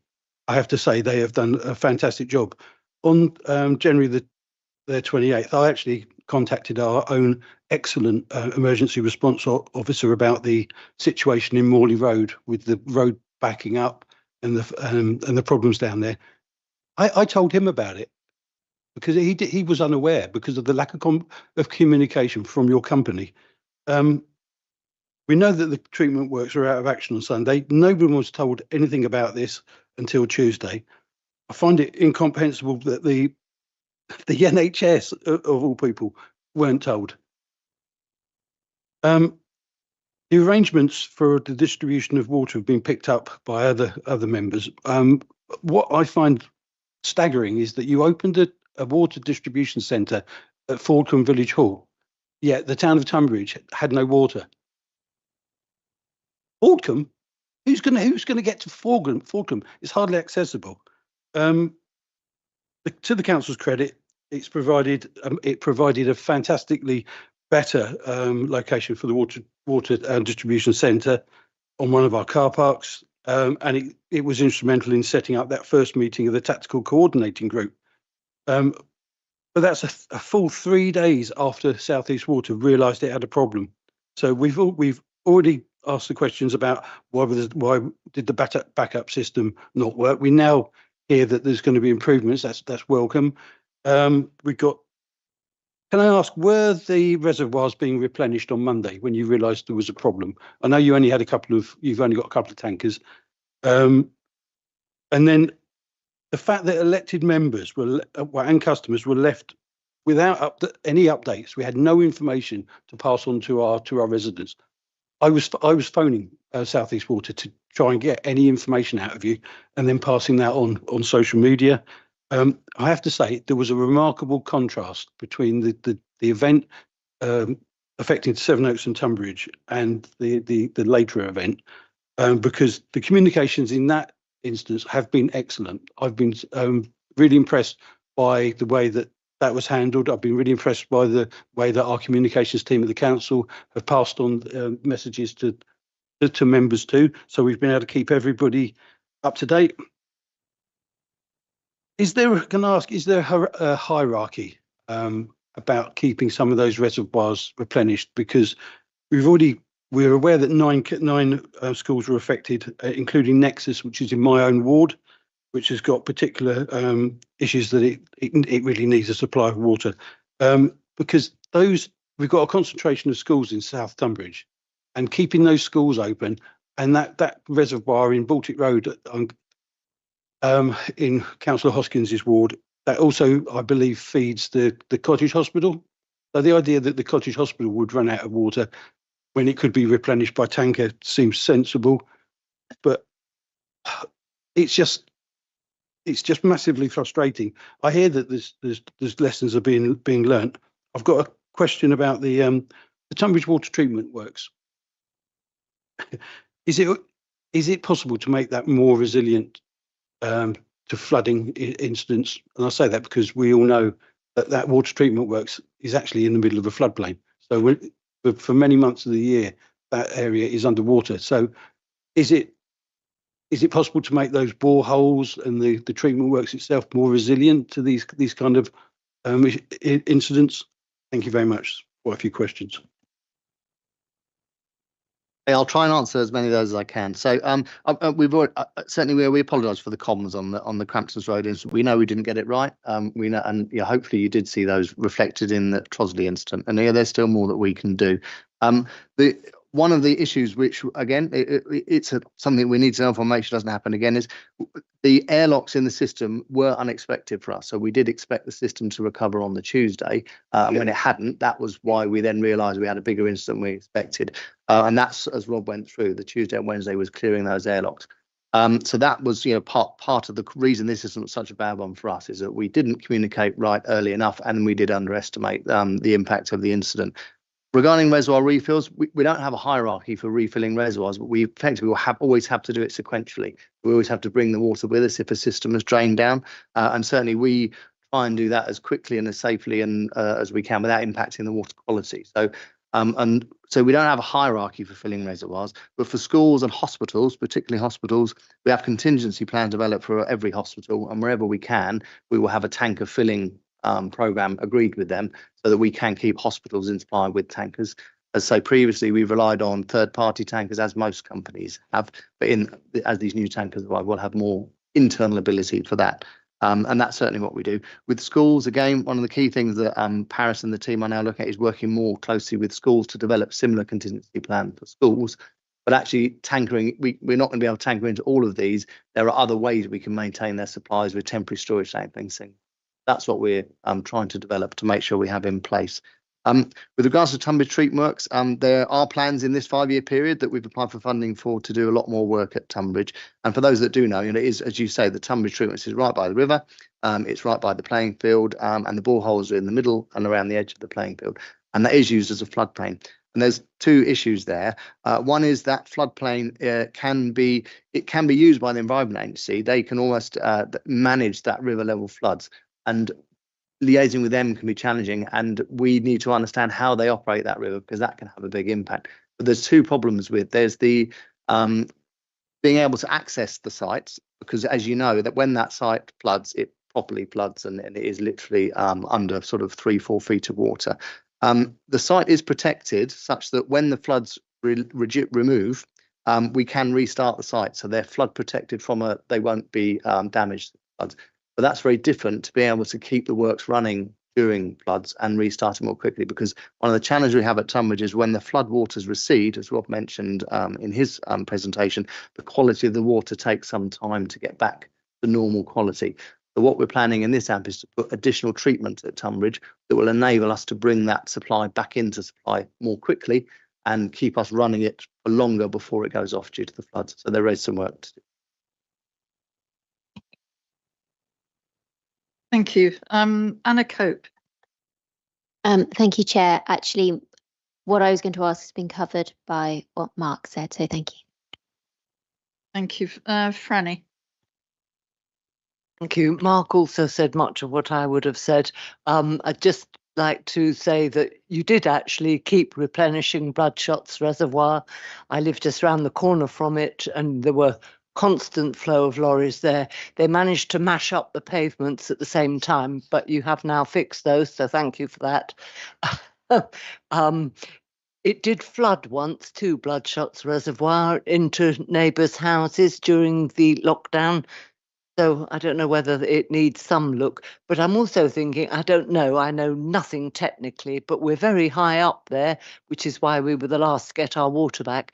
And I just wondered whether that might be a good spot for the water treatment works, because it wouldn't be in the floodplain. I might be talking complete rubbish, but...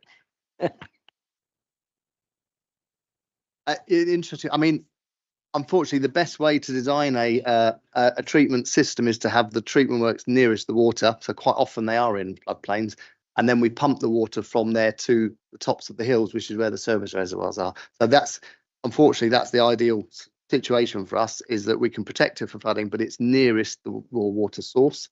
If the treatment works was where Bloodshots is, we would still have to use the water from the river or from the gravels in that borehole. Thank you. I've got 2 more speakers. Kim Tanner. Thank you, Chair. I'm not a member of your committee, so thank you for letting me speak. You talked about the need for a higher level of funding in order to improve your services. And you also mentioned that investors expect a return. But can you tell me, are dividends going to be reduced until you get into a better situation? Or is the extra funding going to have to come from customers? Thank you. So the level of dividends that shareholders can take is set by the regulator. But actually, our shareholders haven't taken a dividend for a number of years, and they are currently putting more money into the business than they're taking out. So the investment and the way it's funded is all controlled by the regulator. So they won't be taking money out of the company as dividends that would normally be used for investment. But at the moment, they're not taking a dividend, and I don't know, but I don't see for the foreseeable future that they will be, because there is lots that we need to do. Thank you. Lee Assel. Thank you. Just a quickie. I was just wondering how often you do sort of disaster recovery testing. And I was just wondering if and when you do, whether those of us who might be interested in that might be able to be involved and see it and live it. Thank you. So Rob mentioned SEMD, which is the Security and Emergency Measures Directive, which is set from DEFRA, one of our regulators. And there's a requirement there to do practice disaster recoveries. And we run around 6 every year. We've just finished the 5th one, I think, recently. And the most recent one we ran was based on some scenarios around national power outages and how we would react to that. The previous one that we ran was a multi-agency one where we work with local resilience forums and neighbouring water companies. So yes, we do that. And depending on the scenario that we're looking to test, we will look to involve external regulators and external forums to sort of come along. Thank you. Last speaker, Dennis King. Thank you, Chair. I wasn't personally affected or as a councillor, apart from the fact the golf club was closed for 2 days, but I'll get over it. This is a network, right? It's like any other network. It's the national grid, and my background is in telecoms. As far as I'm concerned, you have to have a network which has alarm management. And you mentioned telemetry, so I assume that you have and the idea that it has to run and be visible 24 hours a day, 365 days a year. Most other networks have an alternative. If the trains break down, you get on a bus or you find another way home. In telecoms, what we did was there was resilience built into the network. It doesn't seem that there's a great deal of resilience built into this network. And this is a medium which is water, which is necessary for life and limb and, domestic bliss. So I don't understand to what extent this can be engineered out. But certainly there should be, and there probably is, a degree of regional network management so that you get to understand what's going on fairly quickly. You should look at various options, and there should be some contingency plans in place. And as was said by various people, the key people weren't contacted quickly enough. So the notification that there was a problem didn't happen quickly enough, which is, it festers from there. The other fact is that the contingency planning, if you haven't got resilience, should be happening in advance. You should have people that are in and looking at what was suggested here, that there should be contacts going on with parish councils, this council, and town councils, and saying, in the event there was a problem tomorrow, what is your advice about how we should be dealing with this, and what are the key institutions that we should be looking at, be it a cow or a care home? Yeah, so I think all of that needs to be done, and that wasn't really documented in detail from what I could see. So I think there's a lot of work. I don't know. I would always like to have a problem engineered out, but I'm not sure you have enough facilities to do that. But there just needs to be a lot more planning, and there needs to be a lot more early notice, and there needs to be a lot better communication. And I think you appreciate that, but it has to be from now. And you have to consider, you have to get people in and say, what disaster can you imagine? And out off the sort of left brain, they say that thing over there fails, and you need to have a plan for it. So, it's just suggestions, guys, and I don't know if any of that is happening already. Thank you. Just before you answer that, Dave Davis wants to come in as the last speaker. Yes, I've listened to this with great interest, and I think my question to the excellent team from South East Water is: what is the state of your infrastructure? Is it fit for the 21st century, the 20th century, or the 19th century? I think a lot of your installation was laid in patches at various times in history, and the amount of maintenance that it requires is enormous. And I think your second to last slide, the lack of funding for this is part and parcel of the problem. And you've clearly indicated that your regulator is denying you that money, because what the country has run on is cheap water for 100 years. And I think that we're facing the problem of cheap water with infrastructure which is way past its sell-by date. And our accountants are looking at it and say make the assets sweat rather than investing for the future. It's not just the water industry, it's the national grid. It's not just the national grid, it's the roads. It's every piece of infrastructure we've got. It's a national problem that we've got, and you are just facing us tonight. Well done for what you've done, but I think you're probably in an underfunded industry from an infrastructure point of view historically, and that's what we're facing. The last point is that infrastructure can't be repaired in a couple of days. It's more like 15 or 20 years, I think. Could I just have an analysis on that, please? I'll try and answer both those last comments together. So, I think hopefully on the advanced plan, you can see that's what we are trying to do now, make sure we are working with councils and various different forums to make sure we've identified areas and communicating in advance. And that's something we need to do more of. On the connectivity and the resilience standards, which sort of touched on your infrastructure point as well, I couldn't agree with you more around the need for resilience. And that's one of the key areas that we're bringing up with the discussions with the regulators, EMA and various other things. In the water industry at the moment, there are no resilience standards. There is no standard that says for every X amount of people, you should have this much storage or this much connectivity, which means if historically, from South East Water, you have not been developed as a water board or a grid, or you've not had an industrial city that you're built around, we've got a very rural network, and which has built up through merger of companies over many years. So it's not designed, and there is not the same connectivity or storage that you would expect in other companies.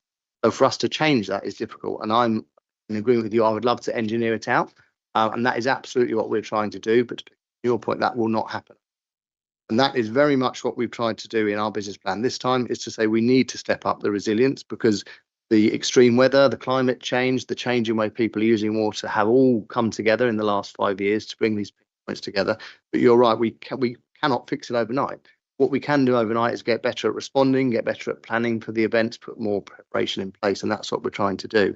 But unfortunately, I am fairly sure there will be other events in the next couple of years. We will have other extreme weather issues, which we need to prepare for. And one of the other things that we're doing in South East Water, even within South East Water, we don't have the same challenges across the 3 operational regions that we have.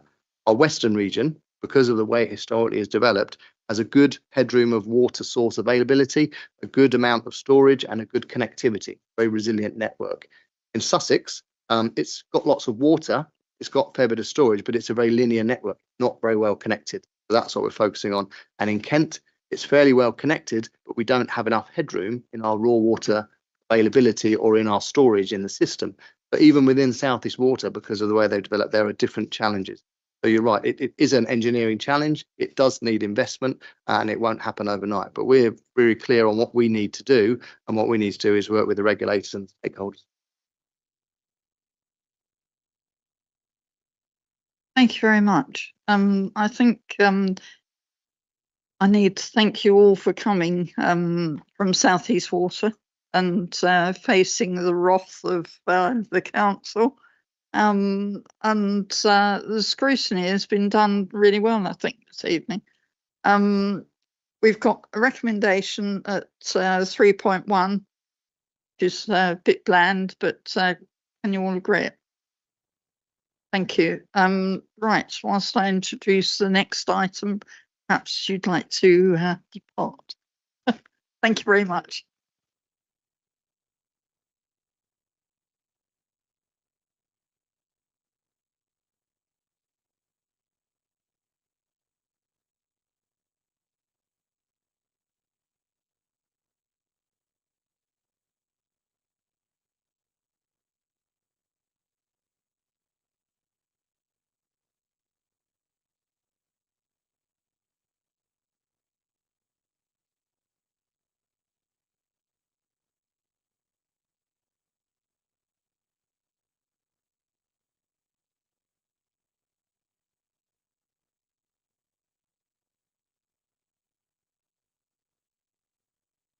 Having a 5-minute break, natural break, and we'll be back in 5 minutes.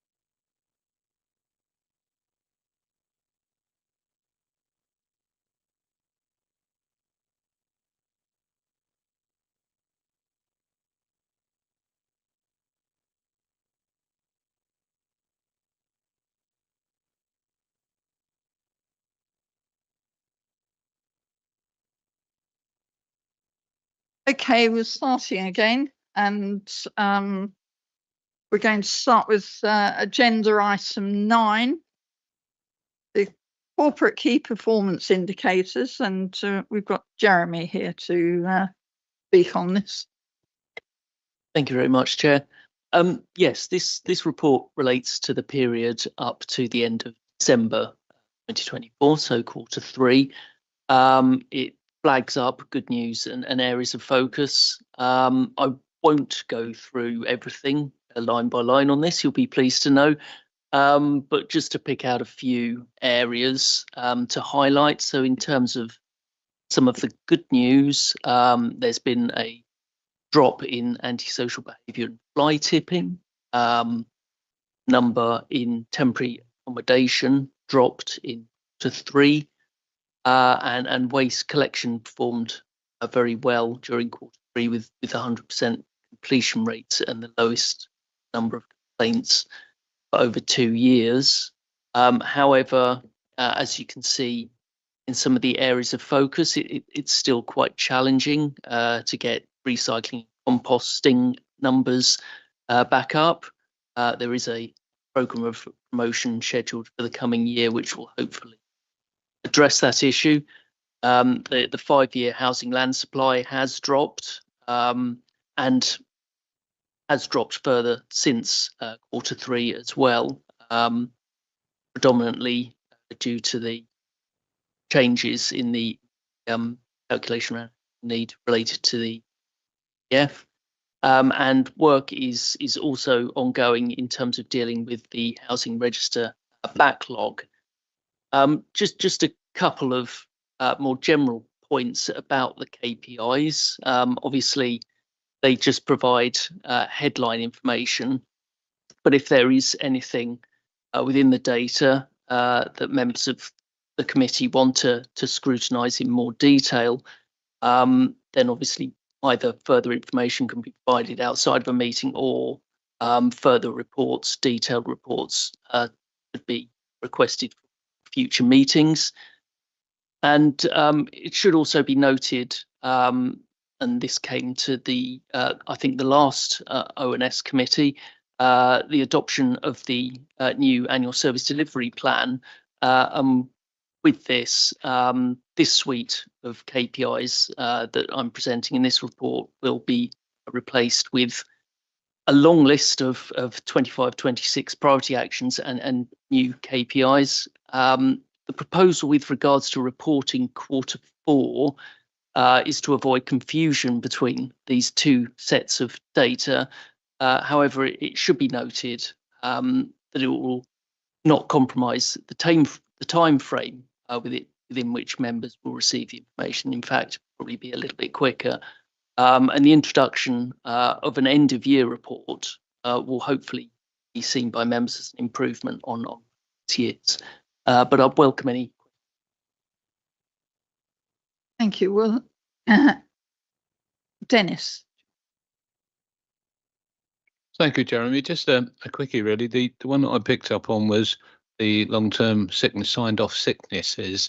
It's been for at least 5 quarters a problem. Is there an underlying issue that we should be aware of?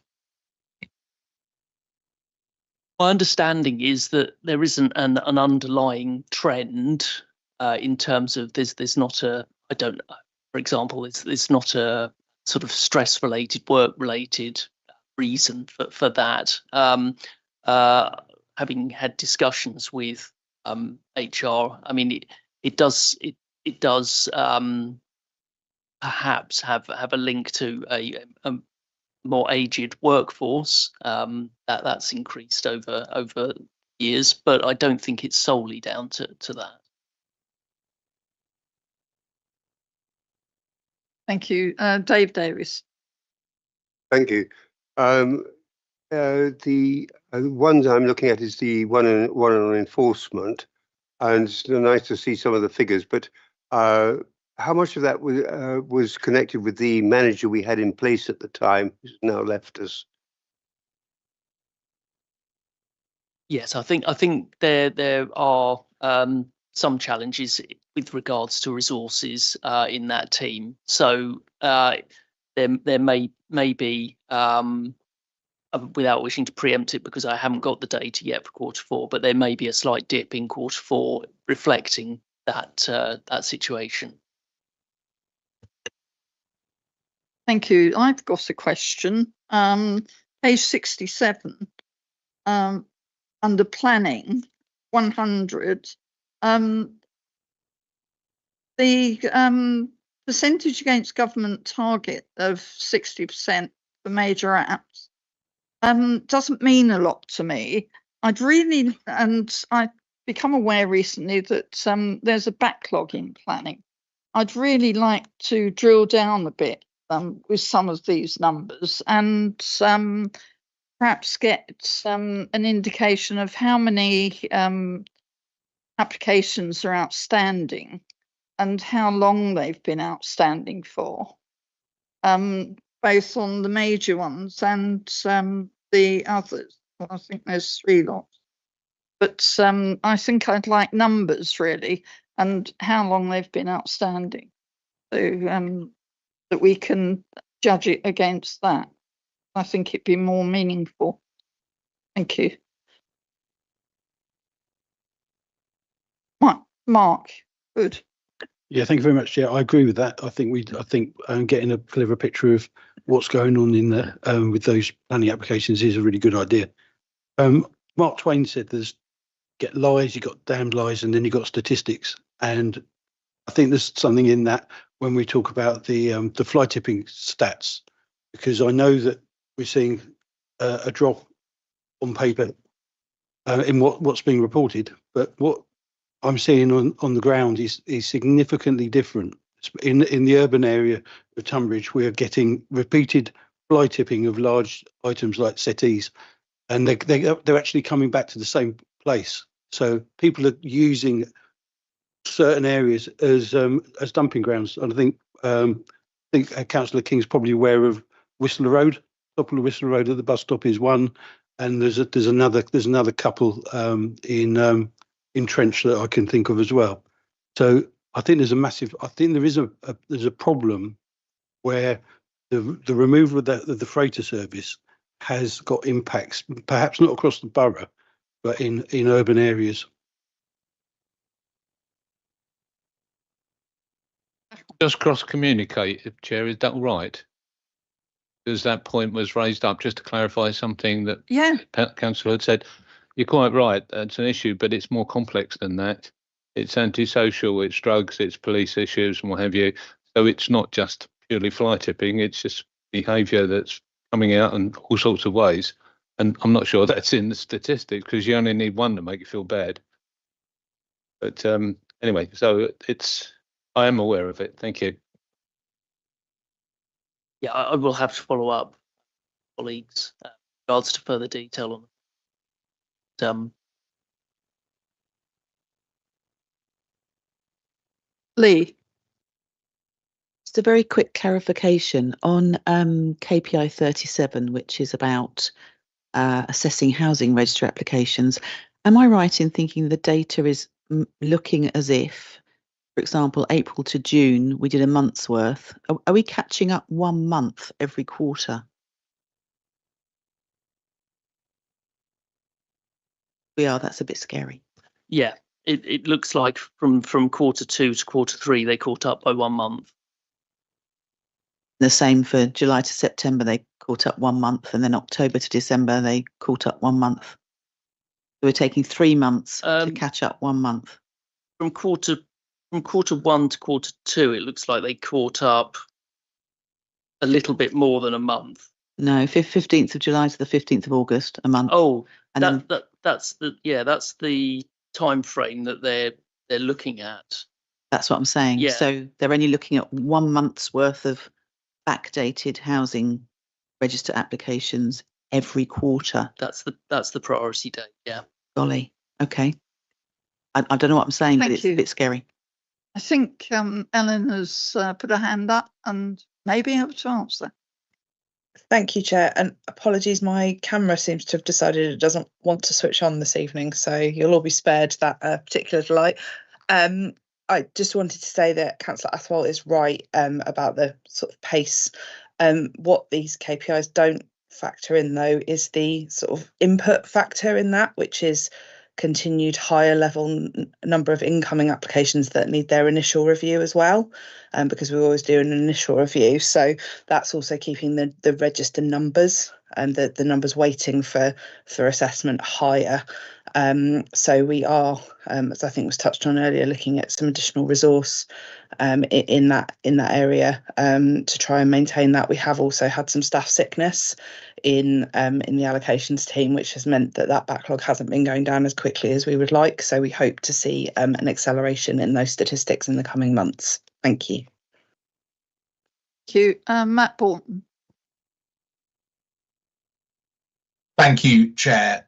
Obviously, this report considers KPIs from across the council, so I don't want poor Jeremy to think that he has to know in detail the answers to every single question. I think these are useful indicators as to areas that the Overview and Scrutiny Committee and the Scrutiny Select Committees might want to look at further. So if there are sort of any issues, I'm happy to answer them to the best of my ability, and all of the cabinets are online. But take, for example, what was said about fly tipping. Very happy to take that offline, because the view that fly tipping is increasing in Judd ward isn't one that's sort of reflected, I would say, in my own ward, and nor by the KPI. So if there are particular issues, then we need to understand that. But happy to take that offline rather than trying to resolve it now, particularly since we don't have the waste officers at the meeting. Thank you. Thank you. Mike Taylor. Thank you, Chair. It's about the planning figures. It looks bad on paper, but in actual fact, planning applications are moving, albeit slowly, through the system. The problem is these developers keep putting in new applications at the start of the system. There is still a very bad recruitment problem. We've got 2 contract planning officers at the moment, and there is a recruitment drive for more. So the situation isn't going to be better, but we are actually on top of it. If you want hard numbers, I'm sure they can be furnished. Thank you. Thank you for that. Oh, Liazzle. It's just made me think of something else. There was I can't remember which number it was. There's a KPI in here somewhere that talks about how much of our staff bill we are actually using, and it's suggesting that we're about £100,000 down on the amount that we're paying, that our staff are costing us, which is seen as a good thing in this KPI. But I wonder if that is a good thing when we're saying we're losing key staff and we're understaffed. So not to be answered tonight, but there is definitely some context here where we should be linking some of these things together. So if we're not spending our whole salary bill, but we're saying we're losing key staff and we're not recruiting very well, then I don't like the KPI being great that we're underspending. That's bad to me, unless we were doing everything perfectly and still saving money. Anyway, that's another discussion for later. Thank you. I'm sure Jeremy will take that back, ponder on it. Right. I've got no more questions. So we'll take the recommendation on page 55(3) that the report analysis be noted, and 3.2 that arrangements for Q4 2024-25 key performance indicators as set out in 4.4 be noted. Thank you.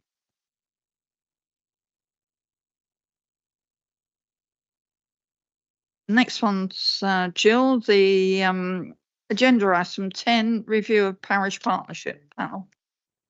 Thank you, Chair. This follows a very similar format to the recent review we did for Tunbridge Community Forum.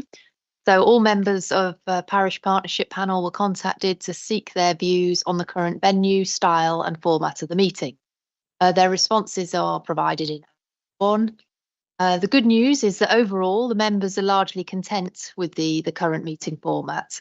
There was a slight preference for in-person meetings, and one respondent also suggested that online meetings possibly achieve higher attendance figures. So the proposal is therefore to offer in-person meetings with the option to join remotely if preferred, and this is reflected in the recommendation, Chair.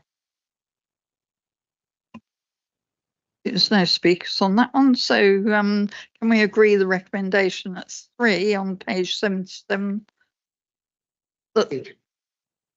Thank you. Good.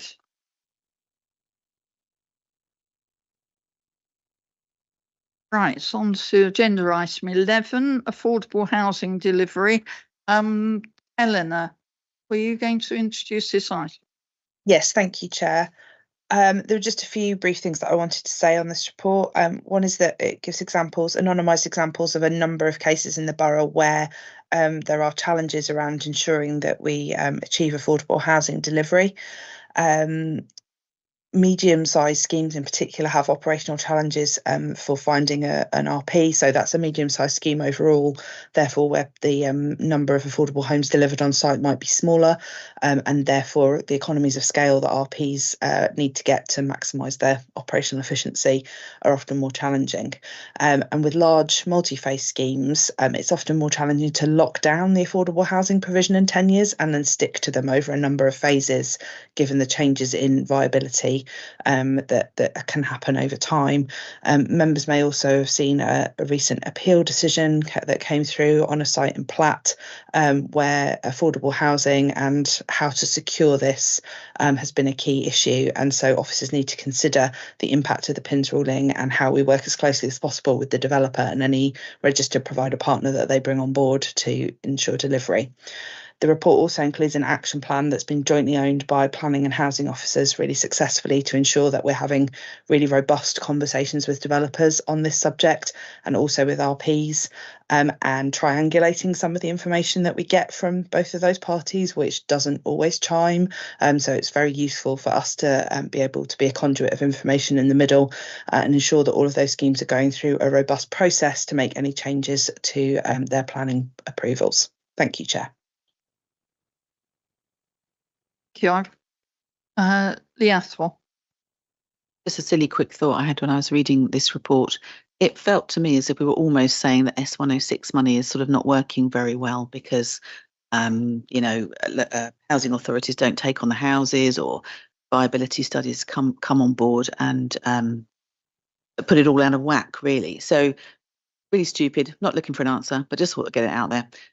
For example, could we borrow to build our own affordable homes or buy the affordable homes that are built for us? And could we use S106 contributions to pay off those loans? Thank you, Mark Hood.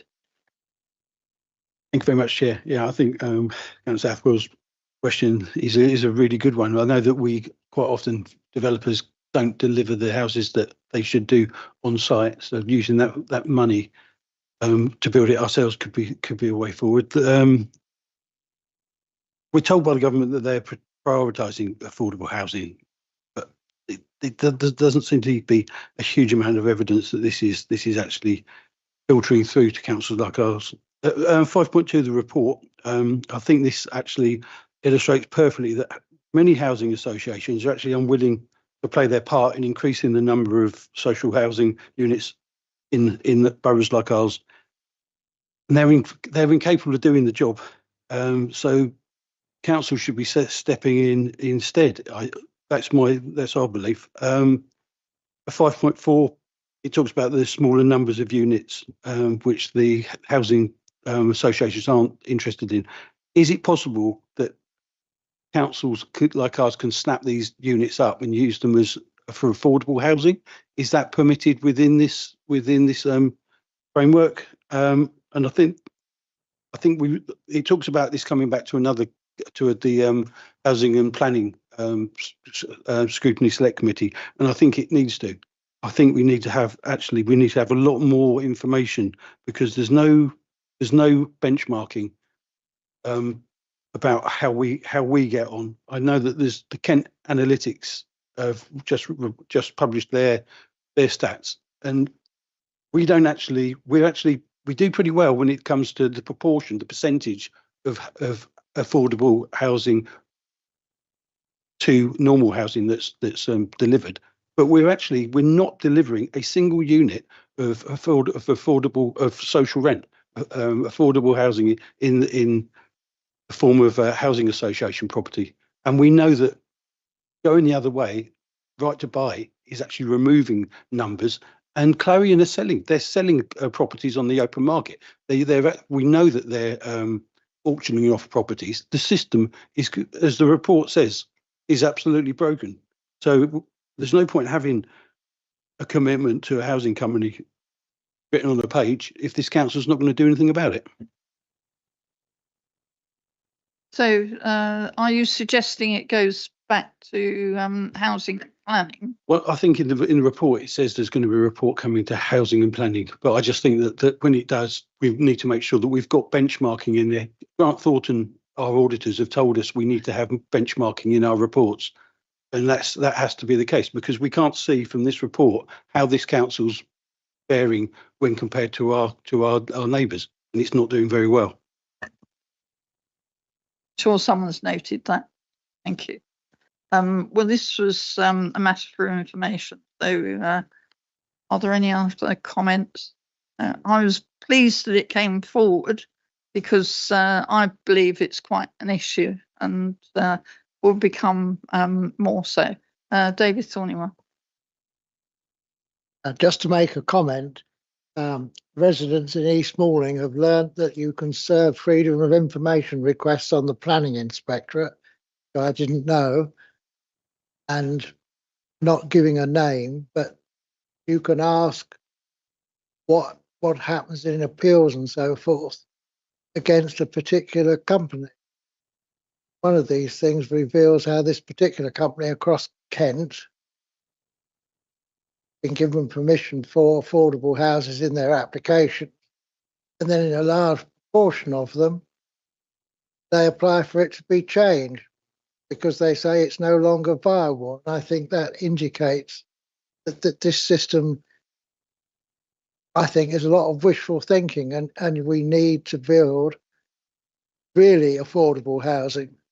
I don't think we build any affordable housing at all in this borough that people can really afford. Perhaps that can also be brought out in the report to housing and planning, examined further. Thank you. Okay, we'll go on to agenda item 12, which is primary care capacity in Tunbridge and Malling. Me again, Chair, I think. Oh, good. Yes, Eleanor. So a few things I wanted to highlight in this report. Colleagues at the Integrated Care Board have inputted into this report, and section 4 explains the relative roles in commissioning and delivery of primary care in a system that's similar across England, although at different levels of maturity in different parts of the country. Section 6 of the report discusses planning for future infrastructure and highlights the county-wide position that the ICB are taking, as well as the active ICB priorities within our borough at section 6.7. The council is working with the ICB and their health partners to seek to assist and facilitate with delivery wherever we can, albeit the delivery of that health infrastructure is not a direct responsibility of the council.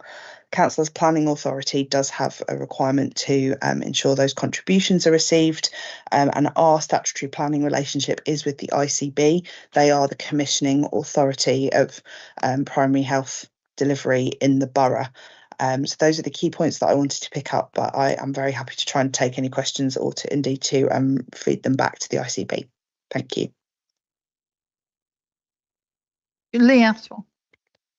Just two things I'd really appreciate being in this report, if at all possible. The numbers on page 99 showing all the relative numbers of people registered to each surgery. I'd like to see that as a percentage of our actual population and ideally broken down by demographic, because what it doesn't tell me is how many people aren't registered within the borough. And secondly, I know this is a little more complex, but for me, some of this is around how far people are having to travel to get medical care, and not just how far, but what methods there are for that travel. So with lots of smaller practices closing and being consolidated in new ones, the new ones are great and the facilities there are fantastic, but it means for some parts of our borough, people are having to travel a long way. And if there are no viable bus services, then they're having to rely on taxis or or patient transport, which is very few and far between. So when we're looking at need and when we're looking at what we need in our borough, I'd like us to overlay this with how far people are having to travel. And I'd also like to know how many people aren't registered. Thank you.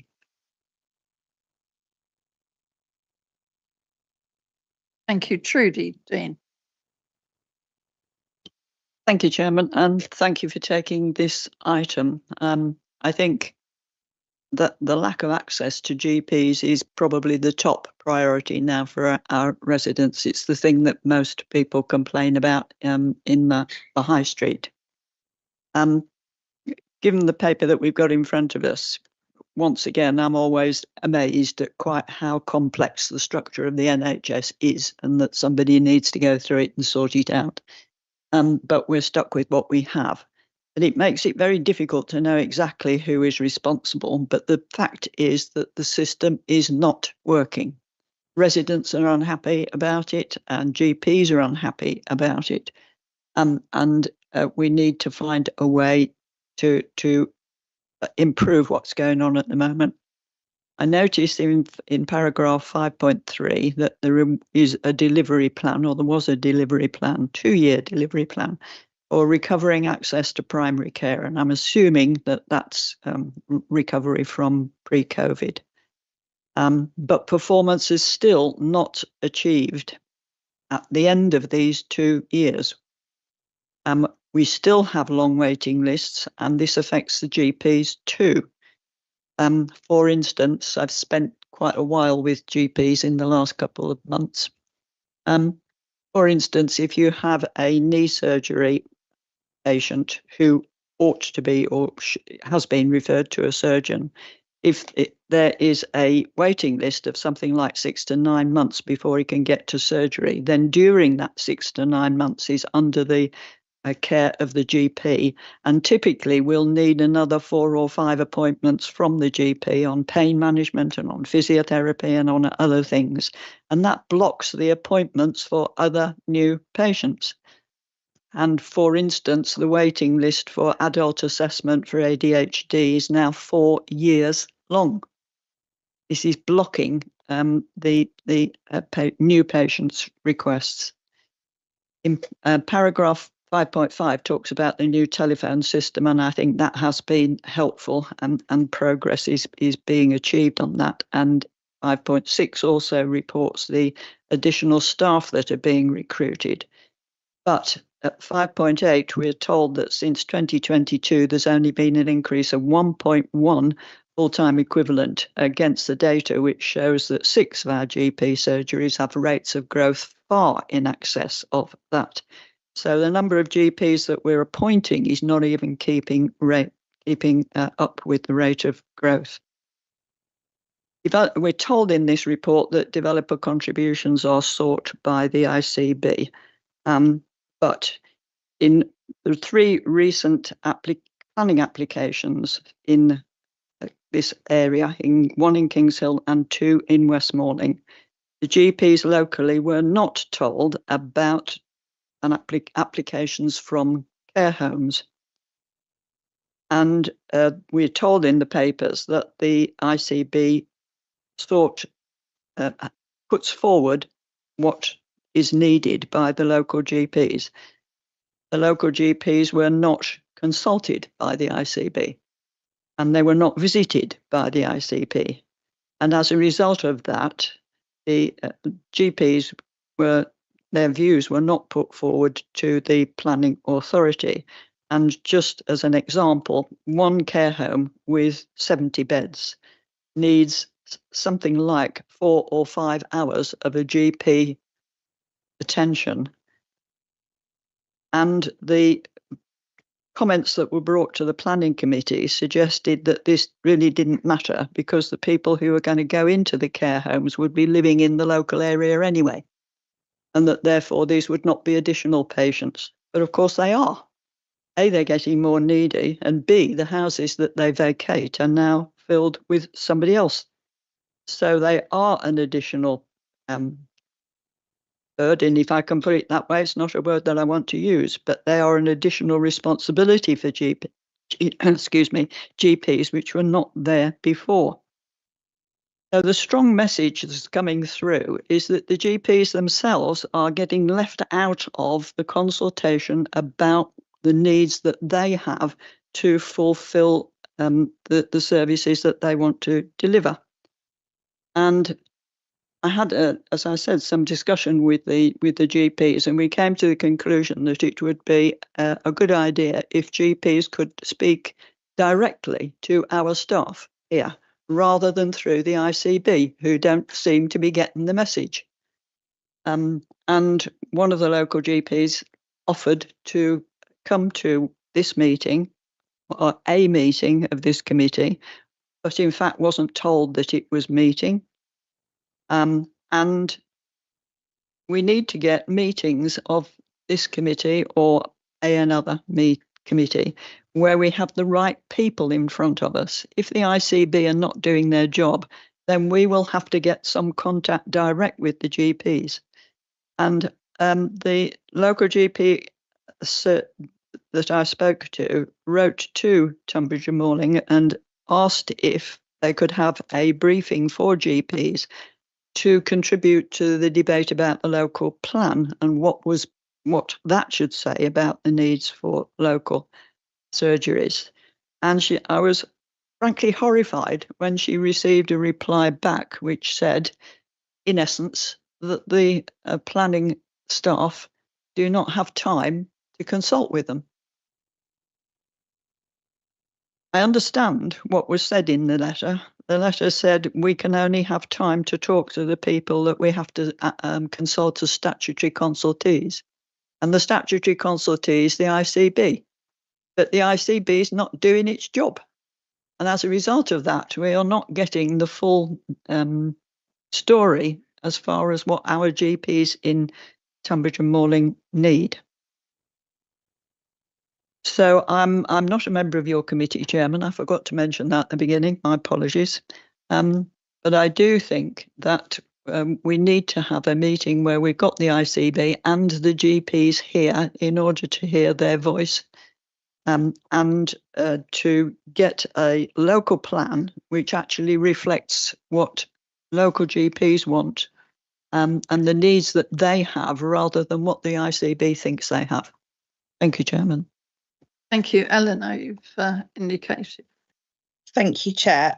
Yes, just to pick up on what Councillor Dean has said there, I entirely understand the frustration and we see it on a routine basis, as I know members will be aware, when applications are coming through our development management process.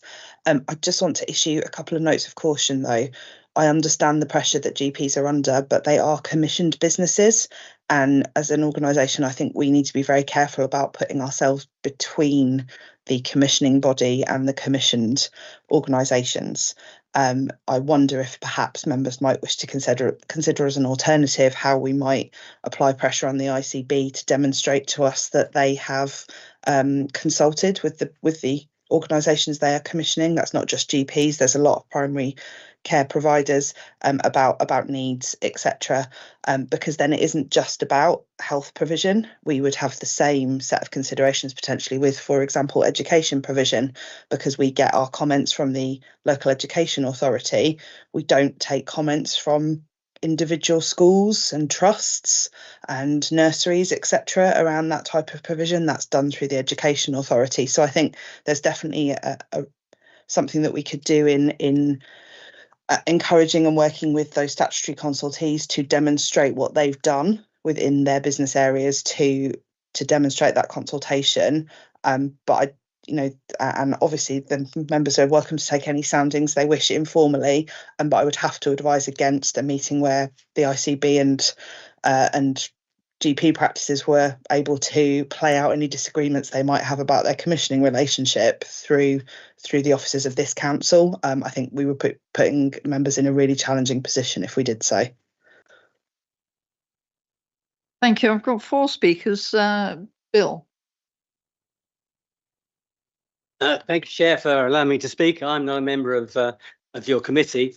It's a case really of this issue was first brought to my attention fairly soon after becoming a borough councillor. On the doorstep, you hear basically when you're going around the villages and around my ward, the difficulties that people, particularly of a certain age, have trying to get an appointment with the doctors. I think also talking about the anima system has been a great thing, but even the anima system comes down to the fact there's only so many slots. So you can have an automated system, or you can have a telephone system, or you can queue outside the door. But if there aren't enough slots, basically there aren't enough slots. I think what really, I suppose, revved me up on this situation was when Westmoreland Group Practice actually went on Facebook, because Facebook to actually set to say that they had they were being overwhelmed because they felt they were being ignored with the fact that there was 2 care homes going to open. I think Trudy has made the point fairly well from the point of view of what that entails. I think the only thing I'd say now is, now it's not 2 care homes, there's 3 care homes. So as a result of that, I pressed to have this matter debated practically a year ago on the Overview and Scrutiny Committee. And I must admit, I got a bit of pushback.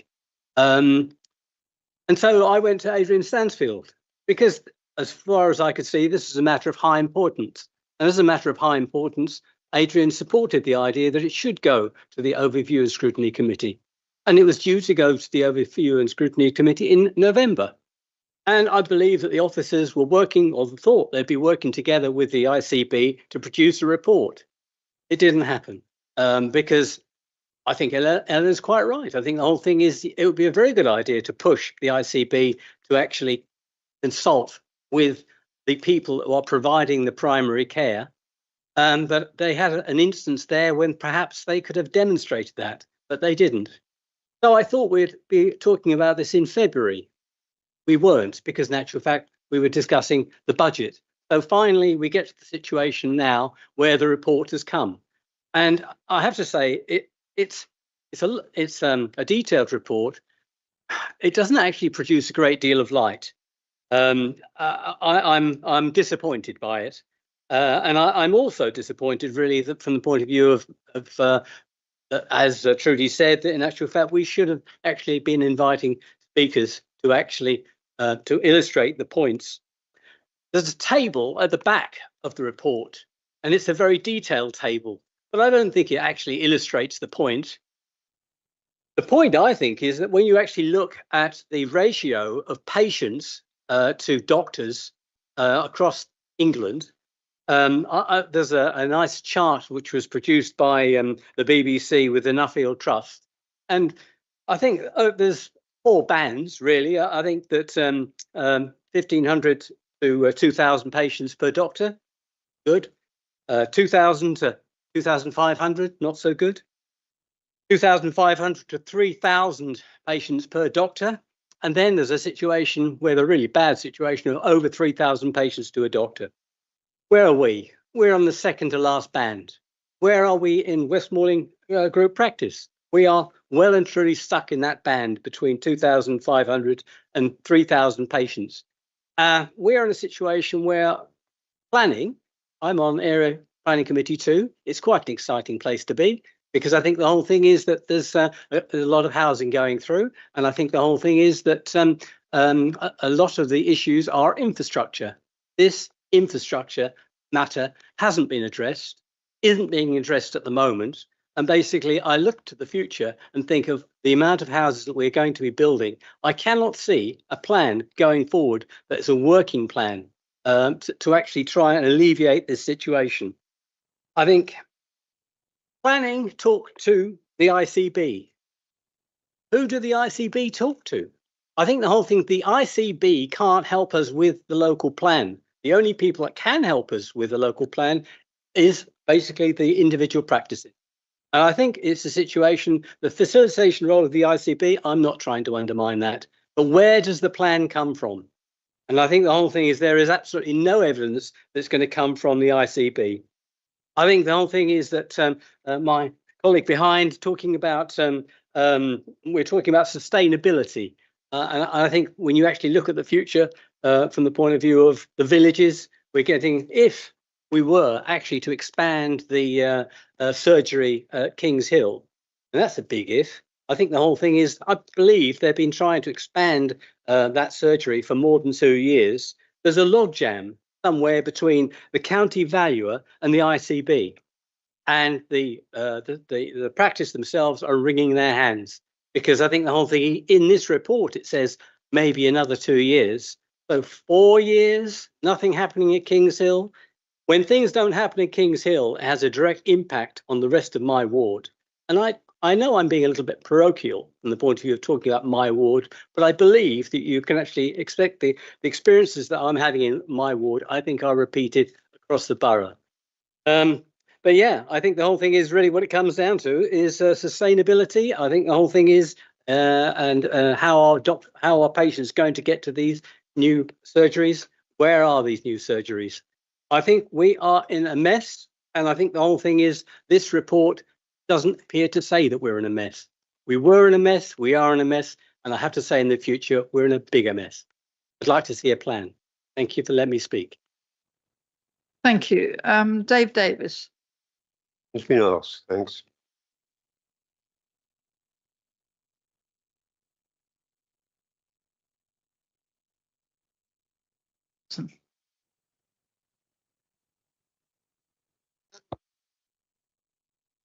Whilst the report itself is obviously very pertinent to our residents in the sense of it articulates and demonstrates what we all know on the ground with the complaints and stuff, it's not something that we as a borough council can actually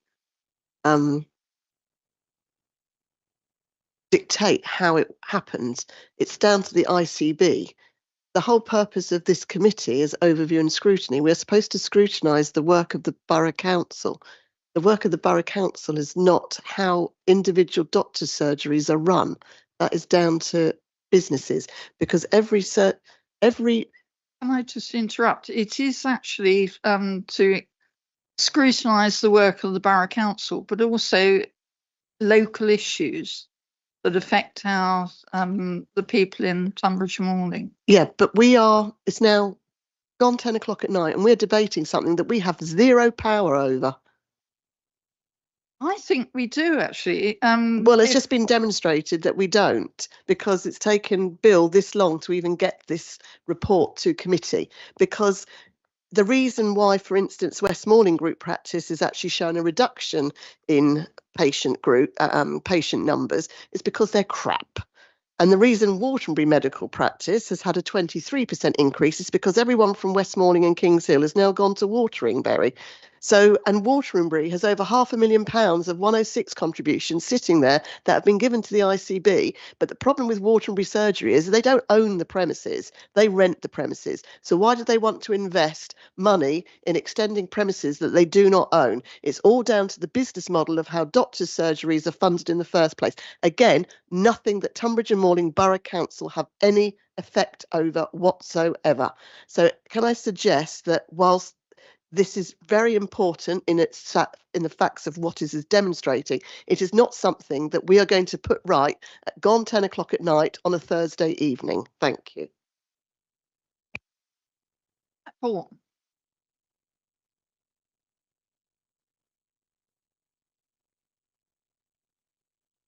Thornton. Thank you, Chair. I couldn't hear you first time there. At 6.7 of the report, it lists 4 specific issues at Phoenix Medical Practice in Burham, the Poppies in Aylesford, Warders in Tunbridge, and West Malling, as has been spoken about a lot tonight, in which we have had to have engagement with the ICB. The challenge that we're going to have going forward, if we are to achieve the dream of Bill Banks and Trudy Dean, is actually deepening the engagement with the ICB when they are having to reduce their operating costs by 50% by Q3 of this financial year. And that's in addition to a 30% reduction since 2023. Now, I'm not one who believes that there is a direct correlation between money and efficiency in the NHS. Otherwise, we would be in a far better position than we are. at the moment. But they've been quite clear, the ICB, that they are going to go back to their statutory functions and no more. So the challenge for us is actually going to be to get any sort of engagement on the key issues that we require in order to solve some of the problems going forward, and critically, from a planning perspective, to be able to deal with that in the context of our local plan. Now, the fundamental problem here is correct, as Sarah Hudson says, it is not going to be solved by Tunbridge and Moorland Borough Council.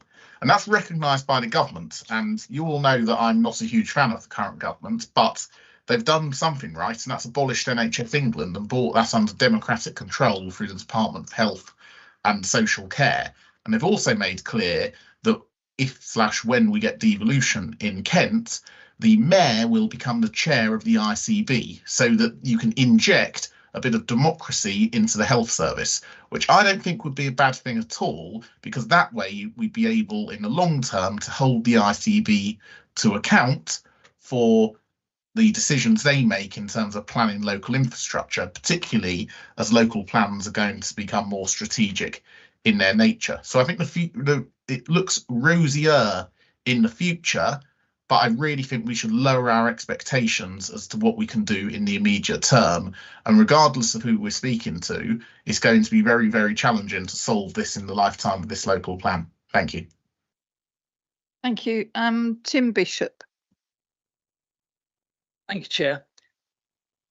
Tonight we've had two very informative presentations. One from the CAB gave us information and data about what they've achieved and what they wish to achieve.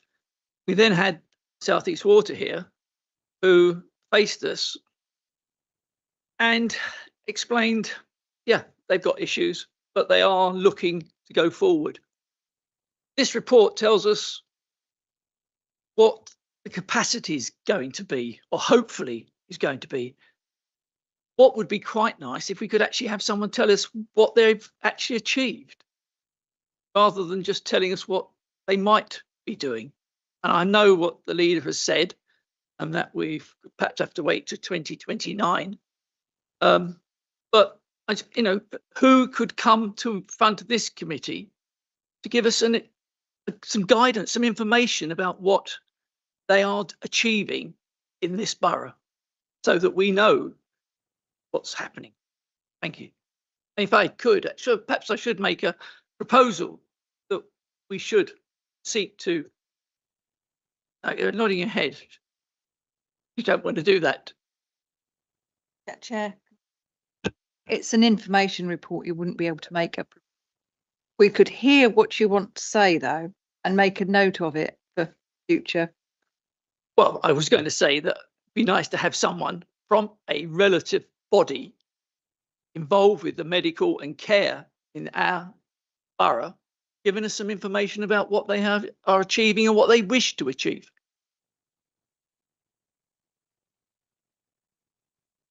Been noted. We heard it. Right, Mark Hood. Thank you very much. Yeah, I think it's quite right. Somebody from the Integrated Care Board should come here. I think Councillor Banks talked about sustainability, and I think sustainability is all about the length of time you have to travel to get to your nearest surgery. A lot's been said about what we are responsible for and what we're not accountable for. Well, we are accountable for our own finances. I note on page 92. 92? No, not 92. There's 96. Where, with reference to Warders medical practice, there's a mention of the East of the High Street regeneration being led by the Borough Council.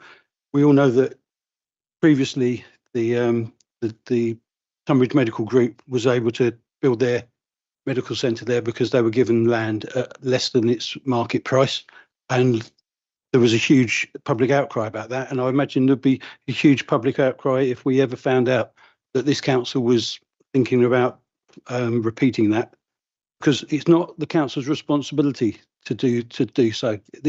We can see that the system's broken. We can see that the developers aren't paying their way, and actually mechanism's broken because the practices aren't being given the opportunity to get hold their hands on a lot of this cash. And I must say, I'm not encouraged by the idea that one elected mayor having sole control of the NHS across the whole of the peninsula of Kent is my idea of increasing democratic control by the people that the NHS serves. Yeah, that's all I've got to say about it. Thank you, Lee Athwell. Just a quickie, because I'm somewhere in the middle. Like Councillor Hudson, I don't, there's no point us talking about things that we've got no control over. However, we do have some control. And if we're going to note this report, I'd like to note that I think it's missing a lot of information that I'd really like. Because what we do have some control over is planning. And I'm pretty sure, I'm not an expert, some of you have done this a million times. If we sit in a planning meeting and say our residents are all telling us they can't get doctor's appointments and therefore we shouldn't have more houses, we'll just get laughed out of the room. If we've actually got empirical data about what's happening across our borough in these practices, how many people they're serving, how many people can't get appointments and when and how long they're waiting and how far they have to travel to go, then we might have a chance to do something. So for me, yes, this is just a report for noting, but I'd like to know that I'm disappointed with lack of various bits of information that I would also like to know. And the only thing we can do with that, I think, is inform our local development plans and planning. So that's all I'm saying. You, David Thornwell. And the problem is that we're drawn into this anyway. As is paragraph 7.1, we are proposing to issue an updated infrastructure delivery plan, which will be published as part of the next local plan consultation. It's our local plan consultation, not anyone else's, and we're consulting on the basis of the partnership working set out in that paragraph. So although you're right, we haven't got any powers, as far as the whole purpose of the local plan system was supposed to inform people like health providers or the police, South East Water and all the rest of them, how many houses, what was going to happen in the next period, that they should make their plans based on our local plans. That's the fundamental point of having local plans. And therefore I support what Tim says, that we should seek to have a representative of these people, because we're going to be putting forward their ideas. The residents are going to respond. Presumably you'll say to them, but don't bother to respond to the local plan on this, this and this issue because we can't do anything about it. Thank you, Eleanor. Did you want to come back on any of that? Not really, Chair, only to reiterate what I said before, that I think there's something we can take away as noting from this meeting, as Alison said, to think about how we encourage the ICB to provide information on how they're engaging with their providers. And also just to note the point that Councillor Atwell's made about data. There is some of that data in the annex, but I accept that there's probably more that we could do. So if there are particular things that members want and they could let me know, then we will try and get hold of as much of that data as possible. Thank you. Paul Hickmott, thank you. I won't hold you up very long, but I can tell you that years ago we had a doctor's surgery in Queen's Avenue, which was overloaded. There wasn't room for anybody. And the parish council at the time, which turned into a town council, used its allotments that were redundant after consulting local people to provide a new doctor's surgery, which is what we're really talking about here, really. These things can be done if you've got the will to do it. The sooner Tunbridge gets the town council, the better, because they will be able to take positive action and maybe provide better facilities. David Thornwell. Just to come back on that, in history, that's exactly what happened in Larkfield. I remember going to the Family Practitioners Committee. I remember going to negotiations with Tesco, and we got a surgery that they built, and we found a doctor. and the parish council didn't wash its hands of the whole thing. We just kept on until we found a solution. Thank you. Okay, I think we've finished on. Oh no, Rudy. Thank you, Chairman. I just wanted to say that if there is so little money lying around to be used on the health service, it's all the more important that you spend it on what you actually want and get it right. And second point is we can't wait for the mayor to get in place and to start taking over the responsibilities of the ICB or holding them to account. We have a local plan which has to be done in the next 2 years. We have to get the infrastructure statement at the end of it right and reflecting what our local surgeries want. Otherwise, it will continue to be bad and it will get worse. Thank you. Thank you, Matt Bolton. 2 thoughts. Hopefully this helps the committee. First, as Paul Hickmott and David Forney well described, that's very similar to what this council did in Tunbridge with Tunbridge Medical Group, the difference being that the NHS structure had modernised itself, that there was a need to involve Assura. But frankly, anything we can do to support better facilities, we should. I think I have some engagement with the ICB on various issues.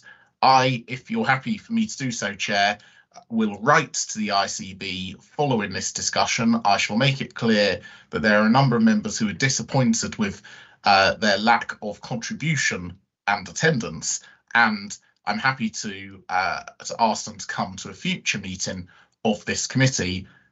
All I would say is that it would be a pleasant surprise if they attended, but if you'd like me to ask the question, I'm very happy to. I get the feeling in the room with that. Yeah, everyone's agreed with that. So thank you very much, Matt, for your offer, and we'll take you up on that. Otherwise, I think we've finished on that item. I haven't quite finished. Oh, sorry, Bill. Thank you. But I'll be very brief. All I was really going to say about that was the fact that I think our planning people should recognise the fact that unless if they're having a dialogue with the ICB, they must have an assurance, basically, and a belief that the ICB is actually representing the views of the surgeries in that discussion. Because to be quite honest, if they're not, if they don't believe that, having a conversation with the ICB from a planning perspective is completely pointless. Thank you. I think we'll leave that as the last comment. And yeah. Pardon? Councillor Taylor. Mike Taylor. Right. Sorry, I will take you. Yeah. I just very briefly wanted to say that I found the discussion most interesting, and I look forward to what comes forward in the future, but I can assure members there will be further discussions about this. Thank you. Good. Right. So that was agenda item 12. We'll go on to agenda item 13.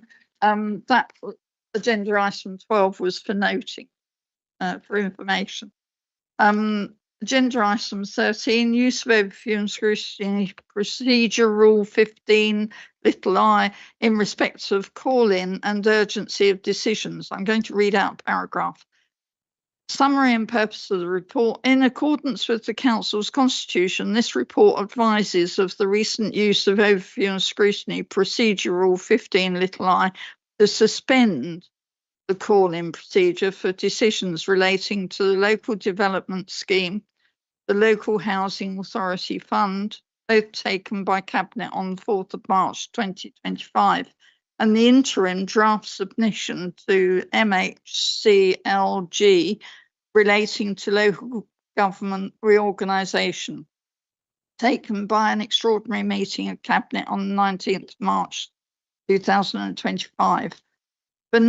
The need for this has arisen from a recent pattern of very short response timeframes being set by government that are not easily accommodated within the normal pattern of meetings and arrangement. Is that noted? Thank you.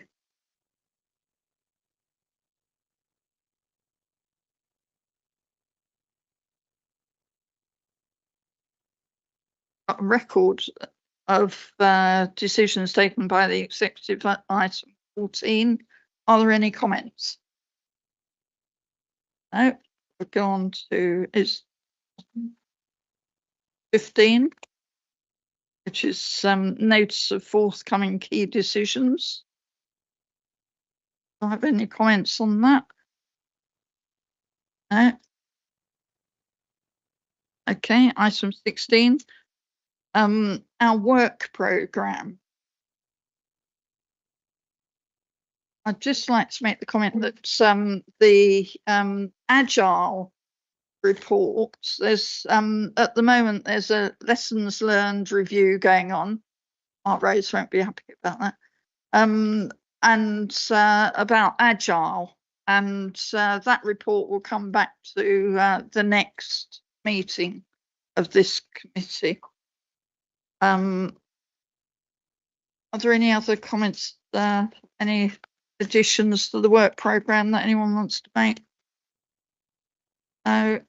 Okay, there are no urgent items at item 17, and I declare the meeting closed at 10:25. Thank you for your attendance.